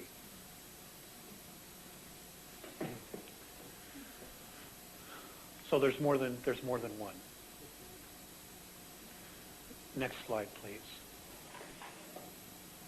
This is the geometric work that Hoagland and others have done about the mathematical alignment of everything's there. I'm not a scientist, you know. I tend to lead more towards the esoteric end of it than the actual physical end of it. But anyway, it's there. There's no question that it's there, and it's no question that it's an accident, or that it's not an accident. Next slide, please. Okay, For the People newsletter had a picture. This picture has been circulated. It was actually in several magazines. It has been analyzed, and it is apparently a real extraterrestrial. Along the skin, there are small microscopic hairs, and everyone is convinced that it is, in fact, a real extraterrestrial. Now, Coca-Cola used this in an ad, and so did Lockheed. Very subtle. They just put it out there, so when you say, why didn't you tell us, they can turn around and say, well, we did. You didn't pay attention. Next slide. Which alien was that? That is a gray. That's an Orion gray. This is a clone gray with the big head, the dark eyes. Okay, they're clones. They don't have a soul inside of them. Next slide, please. This is the one that's doing most of the abductions, by the way, doing the genetic experiments. Next slide. Artist rendition of Roswell. Next slide. Artist rendition of Aztec. Now, folks, for the record, according to Mornay, the Aztec crash was a lot more profound than was the Roswell crash. They both occurred in New Mexico. Next slide. I'm sorry? That's a military vehicle. Next slide, please. This is my rendition based on the holograph that I was shown of an Alpha Draconin. This particular entity was 22 feet tall. They created it holographically for me. Scared the crap out of me. I kid you not. This is what it looks like. And what's really weird is they had oriental eyes. Very oriental eyes. 2 rows of teeth and a steel plate on the very top of their head.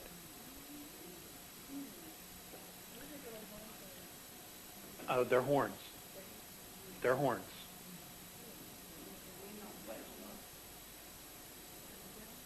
They're horns. Scaly skin. Is everybody getting the picture here? Next slide, please. Hybrid. Again, this is an artist's rendition. They're different. They're different. They have no emotional body because they have no soul. And I kind of feel bad for the Greys in one respect. But, you know, they could have gone about this a totally different way. They made their choices. Next slide. And that's it. You just need the lights. I'll do it for you later.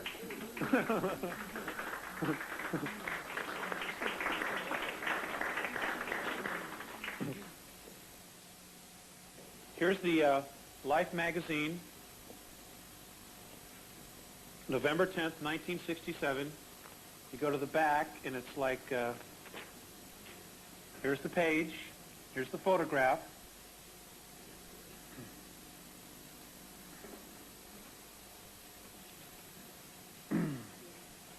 Okay, that shows the egress at the top of the planet. The very top, see where it's flat?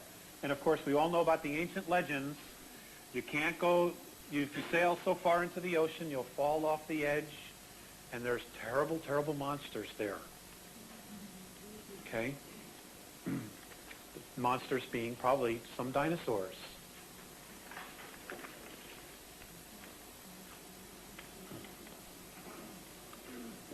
You said in your talk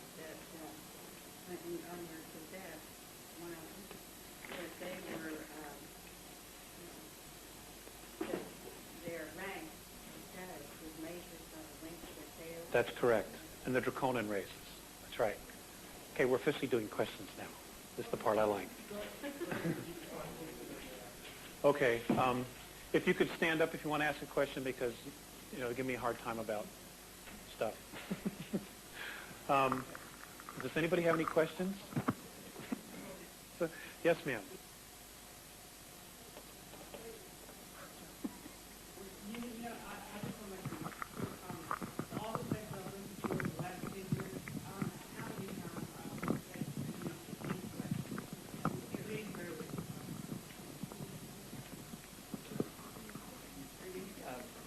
We would like to put all the questions on tape, so please be patient and just ask for the microphone.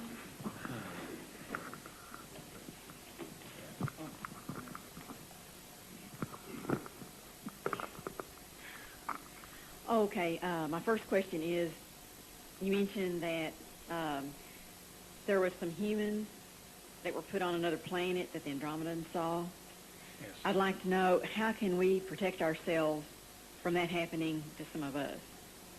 By our free will, or that we don't allow that? I don't have that answer. I wish I did. Oh, okay.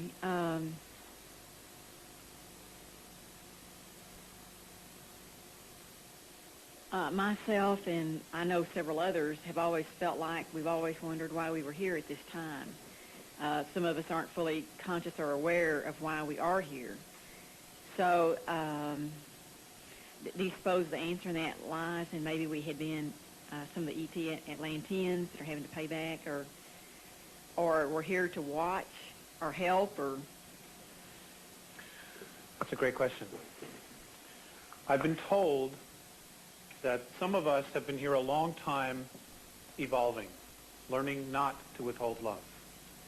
I've also been told that some of us, and I don't know who, some of us have come back in time from the future to this time right now, or whenever we were born, to right a terrible wrong. And that's all I know. To right a terrible wrong. If we could get somebody else to ask a question.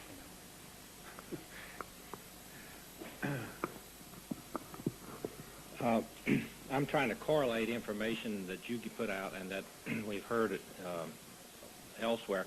You used the word density. Does this equate to dimension? Yes, sir. They're one and the same. Okay.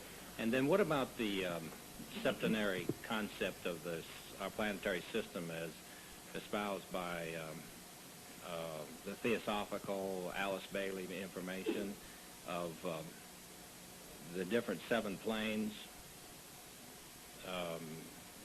Are those densities or dimensions in the sense that you use it? Sir, I don't know exactly what Alice Bailey talks about, the 7 planes. You've got the physical, emotional, mental, intuitional, the spiritual.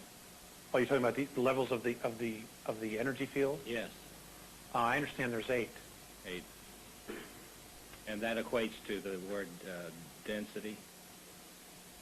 No, sir. My understanding is that it's a holographic imprint of all that we are totaled, focused into one intent, which is the physicality that we are in right now. In other words, there's 8 levels of you, as I understand it, 8 levels of me. I'll use myself as an example. There are 8 levels of me that have their focused intent on creating this physical reality right now. Me right here talking to you, holding this pen. Now, we're all multidimensional, but apparently it takes 8 levels of me to create me being here and holding this intent, this form together, holding this pen, talking to you. At this density? Yes, sir. All right. You had asked me to repeat something we were talking about in the hall. Yes, sir. I had spoken with Alex in the hall and mentioned that several years back I was told by a friend of mine who worked most of his adult life in the CIA that his brother, who had retired as a director of operations from NASA, had told him that the meeting, if you'll remember, I think it was in 1990, between George Bush and Gorbachev on a boat off the shores of Malta, which was a very secure location, was solely for the discussion of the object in orbit around Mars, and the comment by this man was that both governments are just scared to death. And I think that was around 1990 that they had that, which would correlate with the 1989 takeover that you mentioned on your tape. Of Mars. There was one other thing we were talking about. Do you remember what it was? No. It seemed like a lifetime ago. Well, I'll think about it in a little bit. I was told in 1989 that, how do I put this? What happened was we were given technology, and apparently we were allowed to colonize the moon and Mars. And the best and the brightest and the finest technology that we could create was taken to Mars. And some of our strongest genetic human beings on our planet were also taken there to start another colony. Once that happened in 1989, apparently the Draconians reneged the deal and actually invaded Mars and have virtually destroyed the colony that we had there. I was told this occurred in March of 1989. I believe it was March of 89. Along with that, our government was told to totally trash our environment, to bring the people to its knees. Now, other people have heard other things, and that they were given a promise by the Greys that they would use their technology to help clean up the environment once we had extinguished self-rule on the planet. Key word here, self-rule. According to Moronnay, the Greys have absolutely no intention of keeping that promise. None whatsoever. So the bottom line here is, folks, it is we, the people, that need to stand up and take over the leadership roles on our planet. And I don't know how we're going to do it, but one thing's for sure, if we do it together, we will succeed. You know, we got to put our penny-ante little garbage aside for a minute and look at our priorities. And what are our priorities? It's our environment, it's each other, and it's our kids. You know, we just have to do this. Somehow we have to do this. Are there any more questions? Yes, sir, in the back.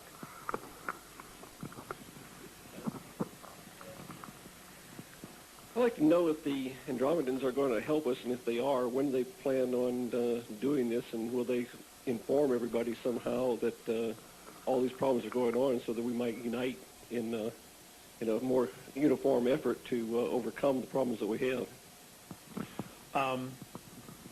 Actually, they've actually made that decision by telling all of the ET races, and I understand that many of the crop circles are actually from the Andromedan Council telling them of the deadline of August 12, 2003 to be out of here. So they have obviously made a decision to interfere. If it's going to be any sooner as far as them completely interacting with all of us on a mass level, I'm told that it's going to require 10% of the population asking. They will not intervene unless 10% of the population asks voluntarily. This cannot be a mass hypnotic suggestion to ask.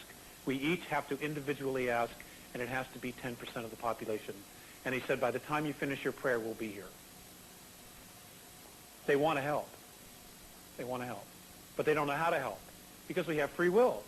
You know, if they come in and just intervene, then they violated our free will, and they are exactly at the same level as the Draconians, the Orions, and the Greys. And that's not a standard they live by. Next question, please. There's a 500,000 ETs here, and you also indicated that... No, I didn't say 500,000. Well, that was on your tape, I thought. Well, quite a few, let's say. Okay. Did they also tell you how then they're going to take them out of here? No, I said that when I gave you the date of August 12th. I have no idea how they're going to carry that out. Okay. But if they're in the Earth, I mean, here's the only possible scenario that I know. Okay, if they're in the Earth, the moon would probably be an easier thing as those that are there. They can hit it with a tractor beam and pull it out of here. Right. Okay, but those that are in the earth, They don't bother me. okay, those that are in the earth, the only way I know of to get them out would be to enter at the poles and force them out to the surface. Which means it could get really weird. It could get really weird when you have, you see reptilians running across the highway, the interstates. I mean, it could get really, really, really weird. You also mentioned in the tape on the next 10 years that it is going to get pretty weird. Correct. And is this part of the weirdness you're thinking, or what are the weird things you think? Because you said that they got themselves in such a jam now that they lost Mars. And Moon doesn't seem to be too good a place to go, because if they pull them out with that tractor beam from Jupiter, then they're stuck here with us. Right. The moon apparently was just a jumping point to colonize Mars. Because of its atmosphere, or lack of atmosphere per se, long-term habitation cannot exist on our moon, which is why they had to go to Mars. But yes, they've lost it, and the world leaders and everybody who's cut all these deals now find themselves in a real problem. They have nowhere to hide. They can't just skip out of here. Now, to counter that, the fact that they can't skip out of here, what they've done is they're now using the United Nations, and this is information that I've given to Pat, regarding the Global Biosphere Program. I don't know if any of you are familiar with it, but if you're not, you will definitely have that information today. I don't know if it was passed out tonight or not. Oh, God. The United Nations wants to create reserves, biosphere reserves. And the place that they are focusing most of their attention is the United States. The reason? 78% of all the fresh water left on the planet is in North America, Canada, and the U.S. Okay? You control the water, you control the food. Control the food, you control the people. Control the people, you're a king. It's that simple. Now, September of this year, Bill Clinton gave 18 million acres of Yellowstone National Park to the United Nations Biosphere Program. It is no longer part of the United States. And all you got to do is pick up the phone tomorrow morning and call the ranger station at Yellowstone National Park and say, is this a UN Global Biosphere Reserve? And just listen to the response you get. It's no longer ours, folks. Yosemite, Rocky Mountain National Park have both been nominated. That's the word they're using, nominated. And he's just giving it away. It's actually their money. We were just renting it. We were just renting our own currency. But that's a whole other issue, and I don't want to. Okay, we will have that information for you tomorrow, at least part of the handout regarding that, and who to get hold of, and how to contact everybody with this information. It's an absolute necessity. They're going to literally take the land from right out underneath us. Now, what's also interesting is that in this plan, parts of these biosphere programs, reserves, there's certain areas that are going to have absolutely no human use. That means you are not allowed in them at all. And around them, there are 40 to 50 to 150-mile buffer zones. That means that if you look at Yellowstone, they are now drawing up plans based on this information to remove everybody within 50 miles of that area. Whether you own the land or not, you're gone. You're going to have to move. What are they going to do? These people? Nobody's really said. Supposedly it's so the wolves can come back and the grizzly bears can come back. If you look at 100 wolves, they need approximately 22 million acres of roaming territory. That's Connecticut, Rhode Island, and half of New York and New Hampshire. What are you going to do with all those people? Just so that 100 wolves can live there. I love nature. But there's another way to doing this. And they want to just take the land away from us. Anyway, this is actually already happening, and we will have that information for you tomorrow. Do we actually have it now? It didn't, copy machine. Okay. We'll have it for you tomorrow. No, apparently it wasn't, but this has been something that has cropped up really in the last 5 or 6 years. And the leading proponent of this is Nature's Conservancy. They're the leading proponent. What they're doing is they're going in and buying the land, holding it for a few years, and then turning around and selling it to the United States government, who in turn is giving it to the United Nations. And it's no longer a part of the United States now. Clinton gave it to them, is what the report says. Gave it to them. What's wrong with this picture? Yes, sir. You're talking about something a little bit more that I'm familiar with. Last year or 2 years ago, they had a convention in Rio de Janeiro to talk about the principles that would be put into effect with the Biodiversity Treaty. And there was a couple of lobbyist groups that raised attention in the Senate, and it was stopped. It was not ratified. But the government's implementing these principles anyway. And there was a speech done here in Lubbock, Texas, for the East Texas Environmental Plan, which is doing exactly what you described. In fact, they'll be using non-government organizations to fight the fact that the treaty was not ratified, so they don't have any authority to do what they're doing legally. So they're going to have to do it. They know that they're going to get into a legal battle, and the money is being drawn with out of our treasury or out of our reserves, given to non-government organizations to fight the municipalities that'll resist. They'll give up, and this will set the precedent since they don't have a treaty authorizing it. I'll bring a copy of that speech tomorrow. That'd be great. So this is really dangerous. You know, I mean, their goal in the next 5 years is that the United States of America, as we know it, is going to cease to exist. You know, and they're just going to put us all to sleep. Oh, yes, ma'am. I would like to get off of this for a moment, and I'd like to ask you if you know what happens to us, the spiritual us, the spirit that leaves the body, when that we leave this body behind. Where do we go? Anything else? Anything else you've got? This is going to stretch your belief systems. No, it won't.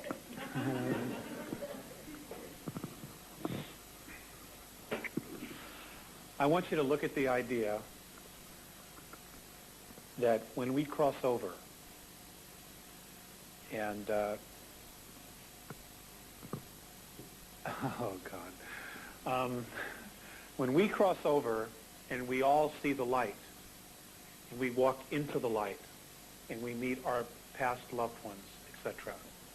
My understanding is that that place, if it were a physical place, would be where the Van Allen belt is. And we go there and we are processed there.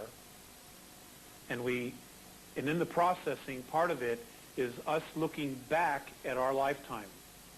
And in that looking back at that lifetime, we look back at the places in our life where we withhold love. And then we come back to balance those places where we withheld love. And until we get that right, we go over and over, a broken record, over and over and over. But if it was a physical location, it would be where the Van Allen belt is.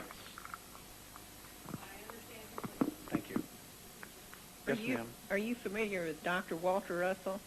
No, ma'am. He's no longer in this life plan, but he's a very good teacher on all those subjects. And he explains what happens to us after. Actually, life and death is one cycle. Yes, ma'am.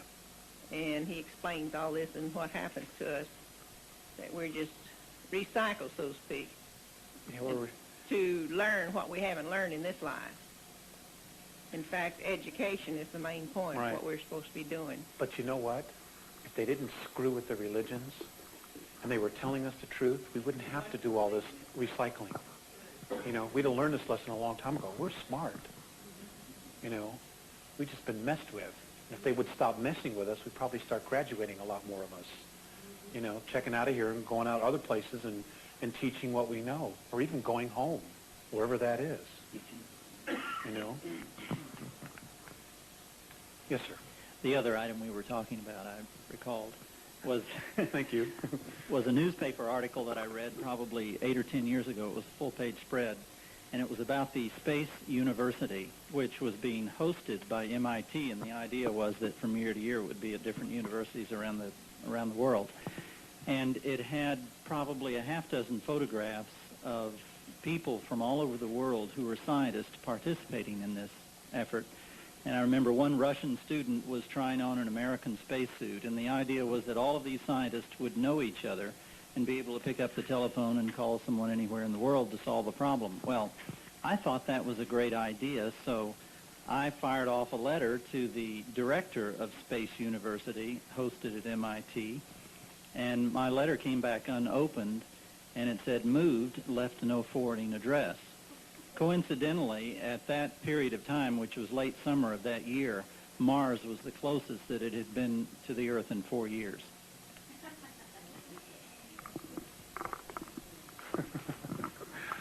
Oh, God. I said to somebody during the break, we are living the ultimate soap opera. Yes, sir. Could you further explain what the Andromedans said about holographic projection with our own minds? They say that we record everything, all of our experiences. When your eyes are looking at me right now, that your brain is recording everything that's gone on here today holographically. And holographically is not necessarily third dimension. I cannot draw a holograph for you. But essentially, it is 5 to 9 parts of the image that you're seeing here. Your brain is recording it, not only just what you see of me physically, but your brain is also recording my energy field, the thoughts that are in my aura, my energy field. It can see, you know, like mine can see yours on a subconscious level. But consciously, I can't. I mean, on a subconscious level, it's recording it, but consciously, I can't see that. But the mind is recording all of that all the time. And they say that we have the ability to recall that and be able to tap into it. I haven't learned how to do that. I will tell you that I've been experimenting a lot with telepathy. And the easiest way to do that is to start with your household animals, your pets. You know, I've got our cat down pat, you know. And in fact, you know, we're so in tune with each other that if I think about the door, if I even hold it in my mind, he goes and hides under the bed because he knows I'm going to put him out, you know.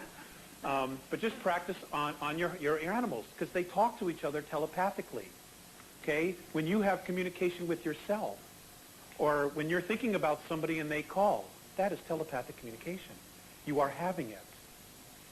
The more you honor it and acknowledge it, the stronger your subconscious will kick it out and allow you to tap into it. But if you say, oh, it was just a coincidence, and you go into denial, it shuts down. It shuts down. So, you know, if everything is a belief system, everything you tell yourself will manifest, the good and the bad. It all starts here. Mornay made reference to the fact that the whole universe is changing because thought is changing. So they're synonymous. They're one and the same. Any more questions? Oh, this has a gal in the back. Yes, ma'am. Put us down. Want to hear a joke?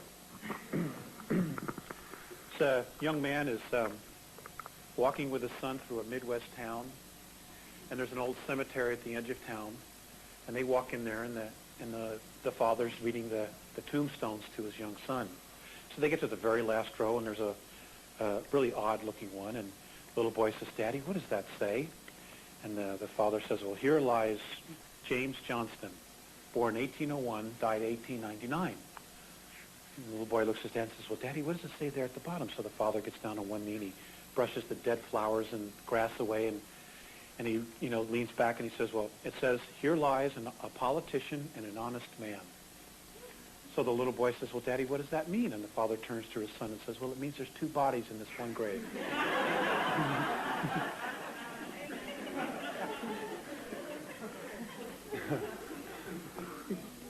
Yes, ma'am.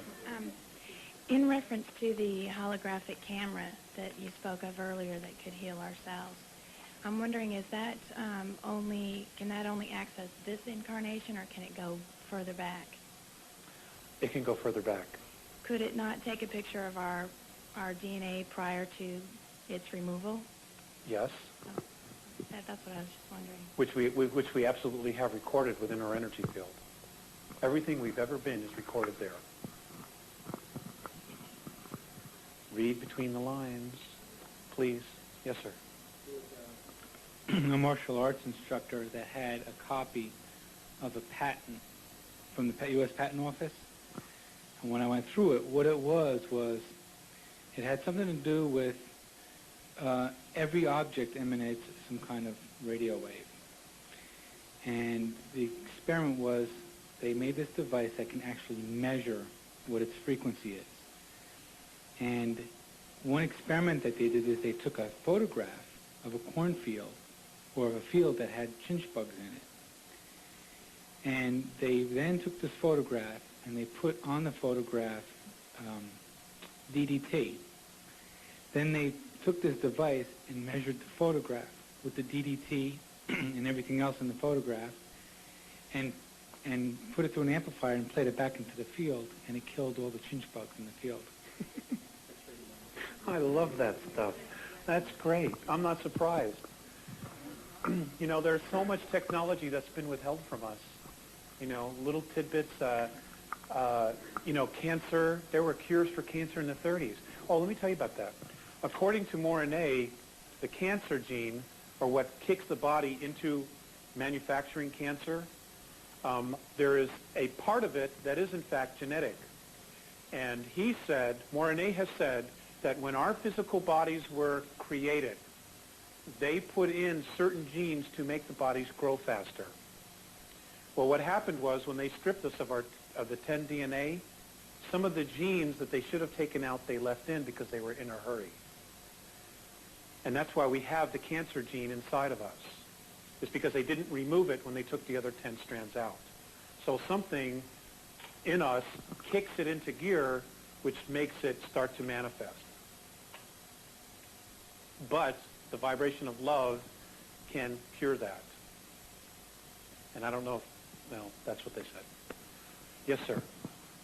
Do you have any information on an intervention that may have occurred in 1972 when there was supposed to have been a large burst of solar energy that would have destroyed the life on the planet? Oh, yeah. Yes, people have approached me with that, and I've had the opportunity to ask Morine and Faseus about that. And I've also heard that it's been said that in order to protect us from that burst of energy, that our solar system was put inside of a holograph. He says it isn't true. He laughed, as a matter of fact, when I asked him about that. And it was also said to me that they were going to move our solar system within this holographic bubble closer to the dog star Sirius. And Morine just said, impossibility. It cannot be done. So the bottom line is we're stuck. We're going to have to take responsibility. We're going to have to do it ourselves. So that's all I know. A couple more questions, and I don't want to go through some things that are going to be going on the next 10 years. And then we'll finish up, and then we'll resume tomorrow. Yes, ma'am. Okay.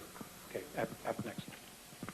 I'm wondering, as all of us become more aware and focus our attention on light and love, and that is a collective source of energy, and won't that connect with the higher forces that are light and love and that are waiting to work with us?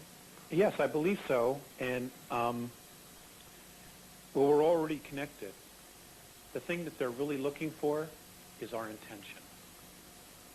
If you could stop before you slap the dog or whatever decisions you make in your life, take a second and ask yourself, what is my intention behind this decision? That's what they're looking for, is our intention.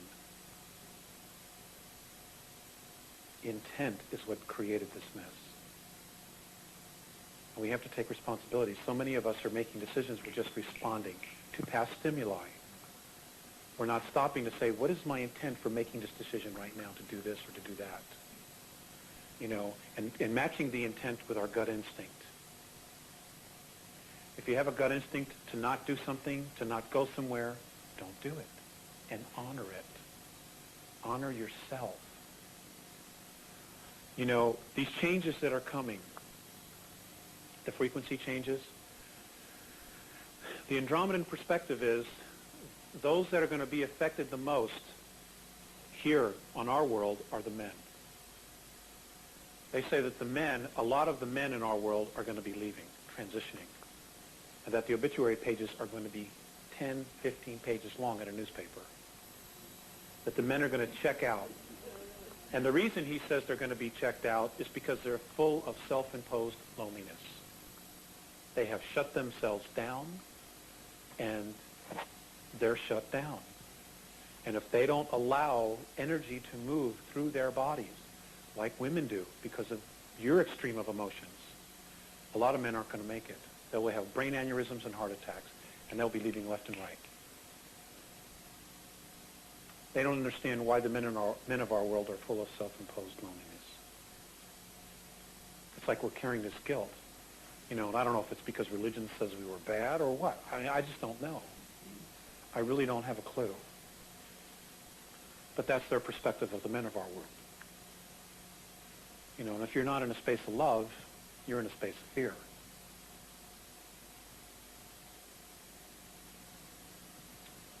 Yes, sir.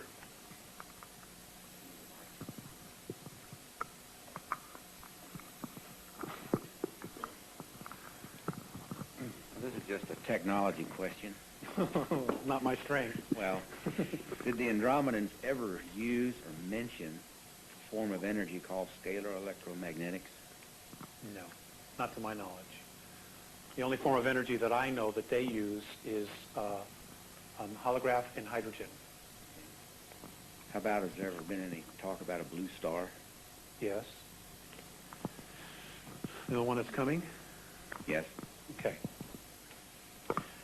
How many of you are familiar with Hale-Bopp, the comet that's coming?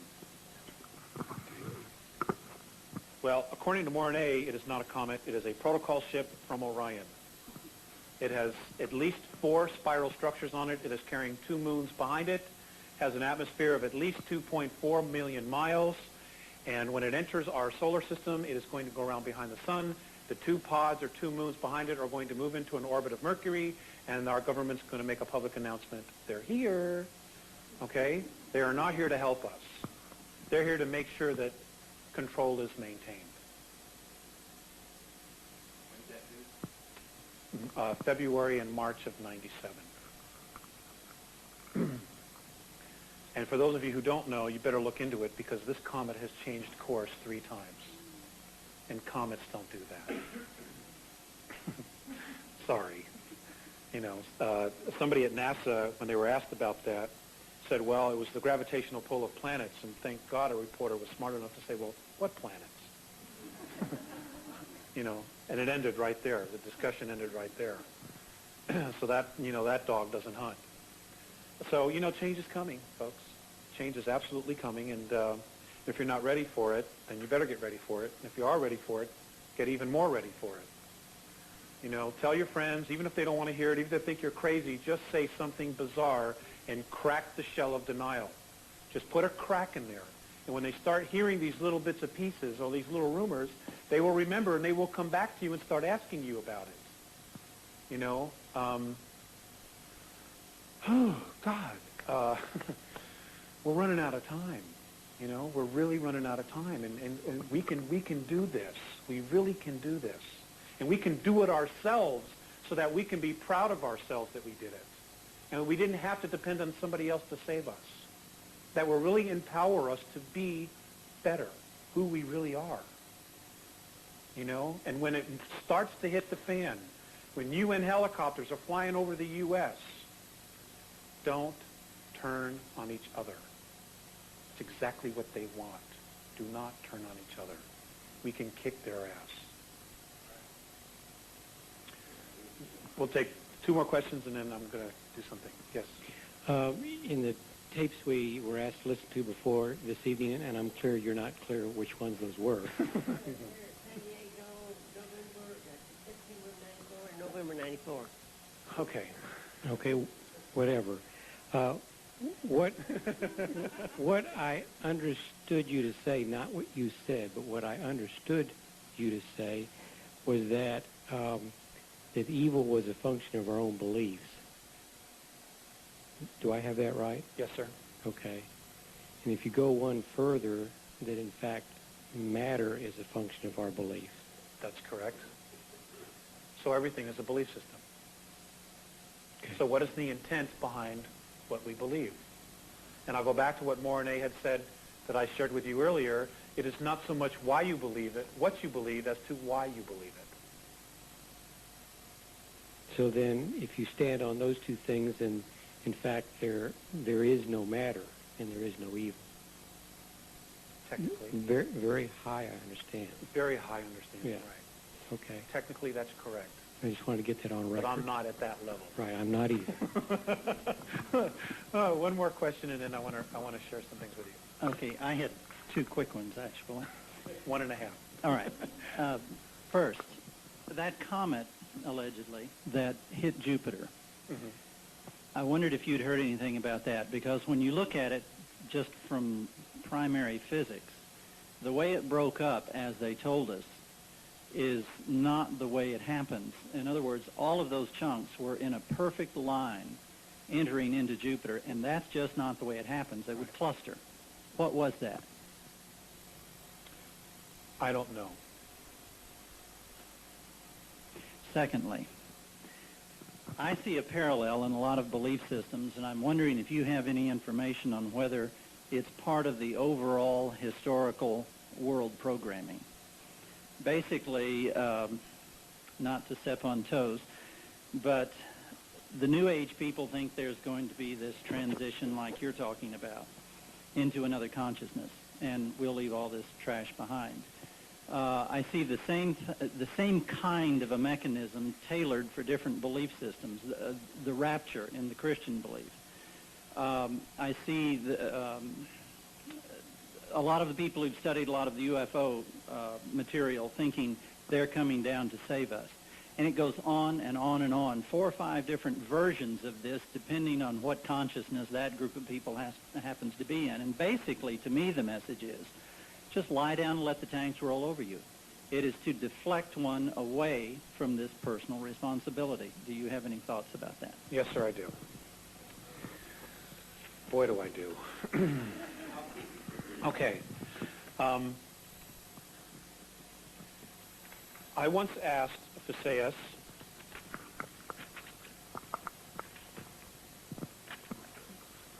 to give me a definition of our future. I asked him what our future was going to be. He said he couldn't tell me. It was all probabilities. I said, well, what can you tell me? He says, well, I can give you a definition. This is the definition of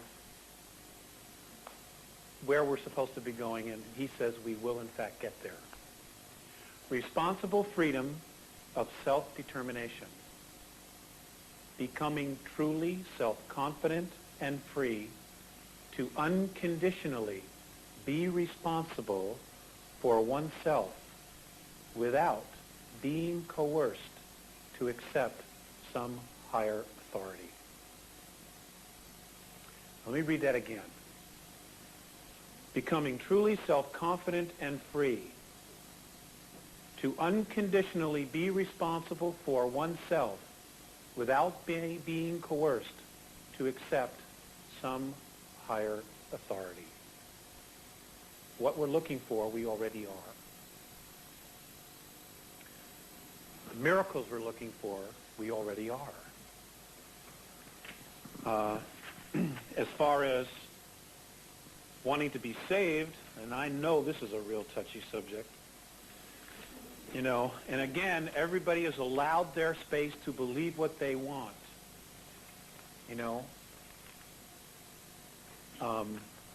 and if you want to be saved, hey, that's fine. But between now and the time you do get saved or you don't get saved, you know, be responsible for yourself and teach your children to be responsible for themselves. Teach your neighbors to be responsible for themselves. We are supposed to become a race of leaders, not a race of sheep. We're supposed to be all chiefs and no Indians. That's what they teach their people. That's the law of consistency. Nobody falls behind. We all evolve together. The children are supposed to be taught everything that we know and more. Nothing is to be withheld from children. They are to know everything because that's the next level of consistency. And we don't do that. I mean, I can't believe what they're teaching kids in school today. They're teaching them nothing. Nothing. You know, they can't solve any problems for themselves. You know, they're being taught what to think so they can spit out facts like a computer. They're not being taught how to think for themselves. You know? And folks, we owe it to them to teach them how to do it. Somehow, some way. Schools are just babysitters now. That's all it is. In Andromeda, the people that are held with the highest regard and esteem are, in fact, the teachers. It's not the politicians. It's not the millionaires, so they don't have a monetary system. It's the teachers, because they're the ones that affect all the future generations. They're it. They're the cream of the crop. Here, you know, half of the teachers are starving. You know, they can barely buy a new car to get them to school. It's ridiculous. We're doing this thing half-assed backwards. We need to make changes, and it's going to have to be us to do it. It's going to have to be us. Whether it's homeschooling or whatever it's going to be, whether we just go to Washington and we fire everybody and we just start all over. You know, just start all over. Just one more thought. Wait a minute, one more thought. As far as the Savior scenario, all of that, I've been told, has been put into play into our belief systems to disempower us. Now, this is touchy, so I'm just going to share with you what they've said. And I'm going to pick on the New Testament, and I apologize. And again, I'm not trying to offend anybody. I am sharing information that they have given me. This is their perspective. In the Old Testament, most of the Old Testament, particularly that of Genesis, is plagiarized versions of Chaldean texts. That was done in 651 BC. It was altered for the first time and changed. The being that we have been taught it through history as Moses was in fact two people. One of them's name was Moab, who was a Chaldean chief, and the other one was Prince Sesostris, who was a prince of Egypt, one of the families of Egypt. And what they did was they put the two together and created a composite character. So it isn't what it appears to be. When we get to the New Testament, apparently the 9 epistles of Paul were brought from Texala, India, by one by the name of Apollonius of Tyana.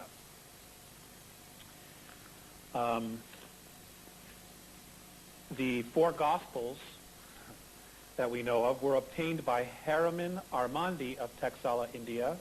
They were Hindu in their original form by, again, Apollonius of Tyana, who is in fact one and the same as Paul the Apostle.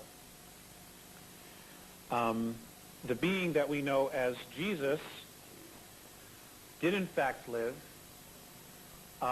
He was in fact crucified through the palms, but he did not, according to the Andromedans, he did not rise into the sky into heaven. He actually lived out the rest of his life and died at Masada in 64 AD when the Romans stormed it. Now, I don't know, I wasn't there, but that's what they say. They also said that the last version of the Gospels and the Epistles were translated by Euphilius, who was a Catholic bishop, and that the original books in the original form are in the University of Uppsala, and they are called the Codex Argentinus, and the original handwriting is in Sumerian.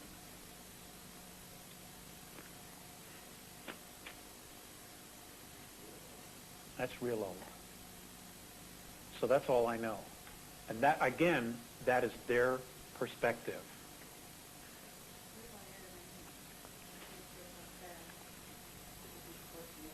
What about Adam and Eve? It was a tribe.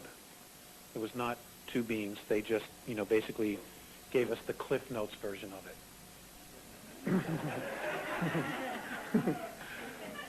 it. Yes, ma'am. Okay.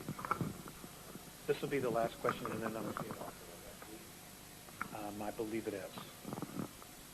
Assuming, for example, that there were two Moseses.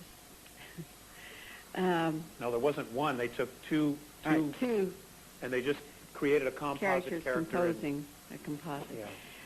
Yeah. But that doesn't deter to me, from what that the fact that he was tuned in enough to guide and to lead others, and that he was in the right place at the right time. You're absolutely right. You're absolutely right. Now, where's the best place to hide a lie? Between two truths, right? You change it just enough that we can't put the pieces together. That we make a conscious choice. Now, remember, what I was saying earlier, this whole thing is about self-responsibility, self-rule, all right, and free will.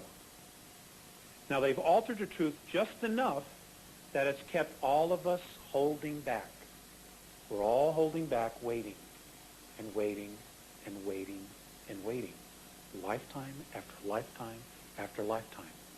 So here we are making the decision to hold ourselves back because we're waiting for somebody to come and save us. And it isn't going to happen. They say it just isn't going to happen.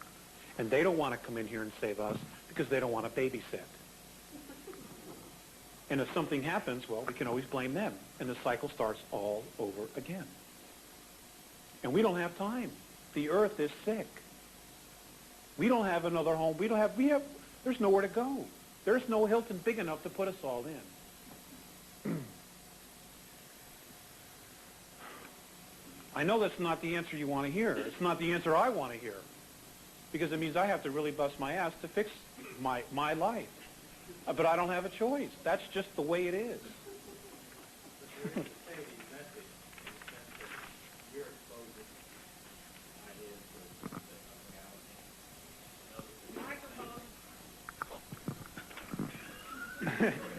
I think they're going to ask you to repeat it. But there is a saving reality. There is the truth that brings people a challenge to grow internally, to be able to keep up with evolution. In this sense, when the planet goes into fourth and fifth dimension, it puts a great responsibility upon us as individuals to get busy and do the work, which will, in a sense, save us from having to repeat planetary experience elsewhere. Right. You're absolutely right. Now, let's just assume that Jesus is a reality, okay? He did say, "These things I do, ye shall do greater, if ye have faith." Now, there's a profound message in that. These things I do, ye shall do greater, if ye have faith. There's a profound message there. Don't ignore it.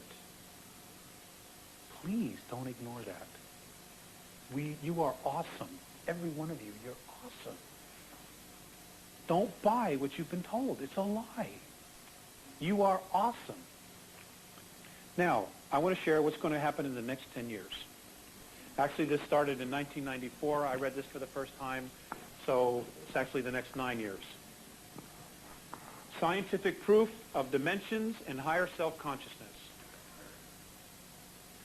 Reincarnation will be scientifically proven and demonstrated. Now, that'll be interesting.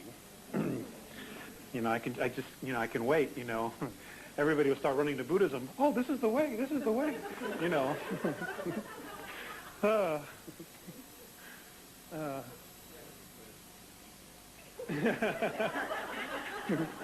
This is the way. Acknowledgement of other life in the galaxy and universe, and ample proof already exists on the Moon, Mars, Earth, and Venus. Venus. Someday the Russians will actually come out and start telling us what they found there. Extraterrestrial contact from at least 9 different races. Now we're talking 2004. Introduction of free clean energy devices based on magnetic fields of energy. That the Earth is hollow and capable of sustaining life, and the existence of a city known as Kal-Ni-Gor, K-A-L-N-I-G-O-R, within the hollow Earth that was originally built by Lyrans. Rediscovery of the lost lands of Atlantis and the Pacific and Antarctica. There's a lot underneath that ice, folks.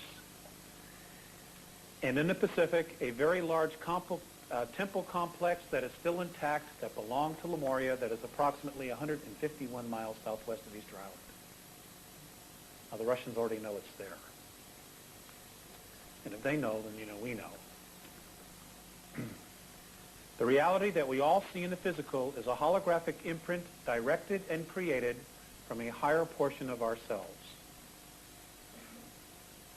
That human consciousness is not in the brain, but located in its entirety in the energy field and aura.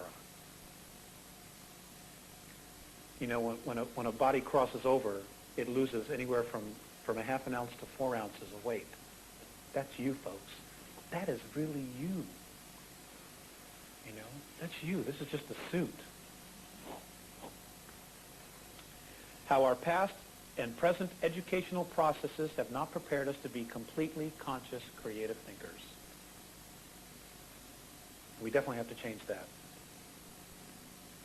That organic and plant life forms do exist on 7 planets and 15 moons in our solar system. Another major revelation. Rediscovery that each of us is a part of the whole of the universe, and that we are a significant part of that idea that we call God, and that God is the idea called love. That this accelerating self-discovery being experienced was created and activated by all of us. And that we as a product of extraterrestrial genetic manipulations are possessors of a vast gene pool that has many different racial memory banks of at least 22 different races. Because of our genetic heritage and because of the fact that we are spirit, the benevolent extraterrestrial races actually look at us as being royalty. They look at us as being royalty. Well, that's the best kept secret in the solar system. At least on this planet, anyway. They actually consider us royalty, all of us. Okay. Now, I would like to just end this with a prayer. I'd like you, whatever questions you have tonight or tomorrow, for those of you who are coming back, please write them down. I would like to spend a lot of time on questions tomorrow if you want. But what I'd like to do is to end this with a prayer. It's a Native American Indian prayer. My wife and I feel a very strong kinship with the Native Americans. And as Chief Joseph said, it takes few words to speak the truth. And I have found that the Native Americans' way of putting things is direct, to the point, and simple. So we're going to end this with this little prayer. So make yourself comfortable, kind of loosen up and chill out.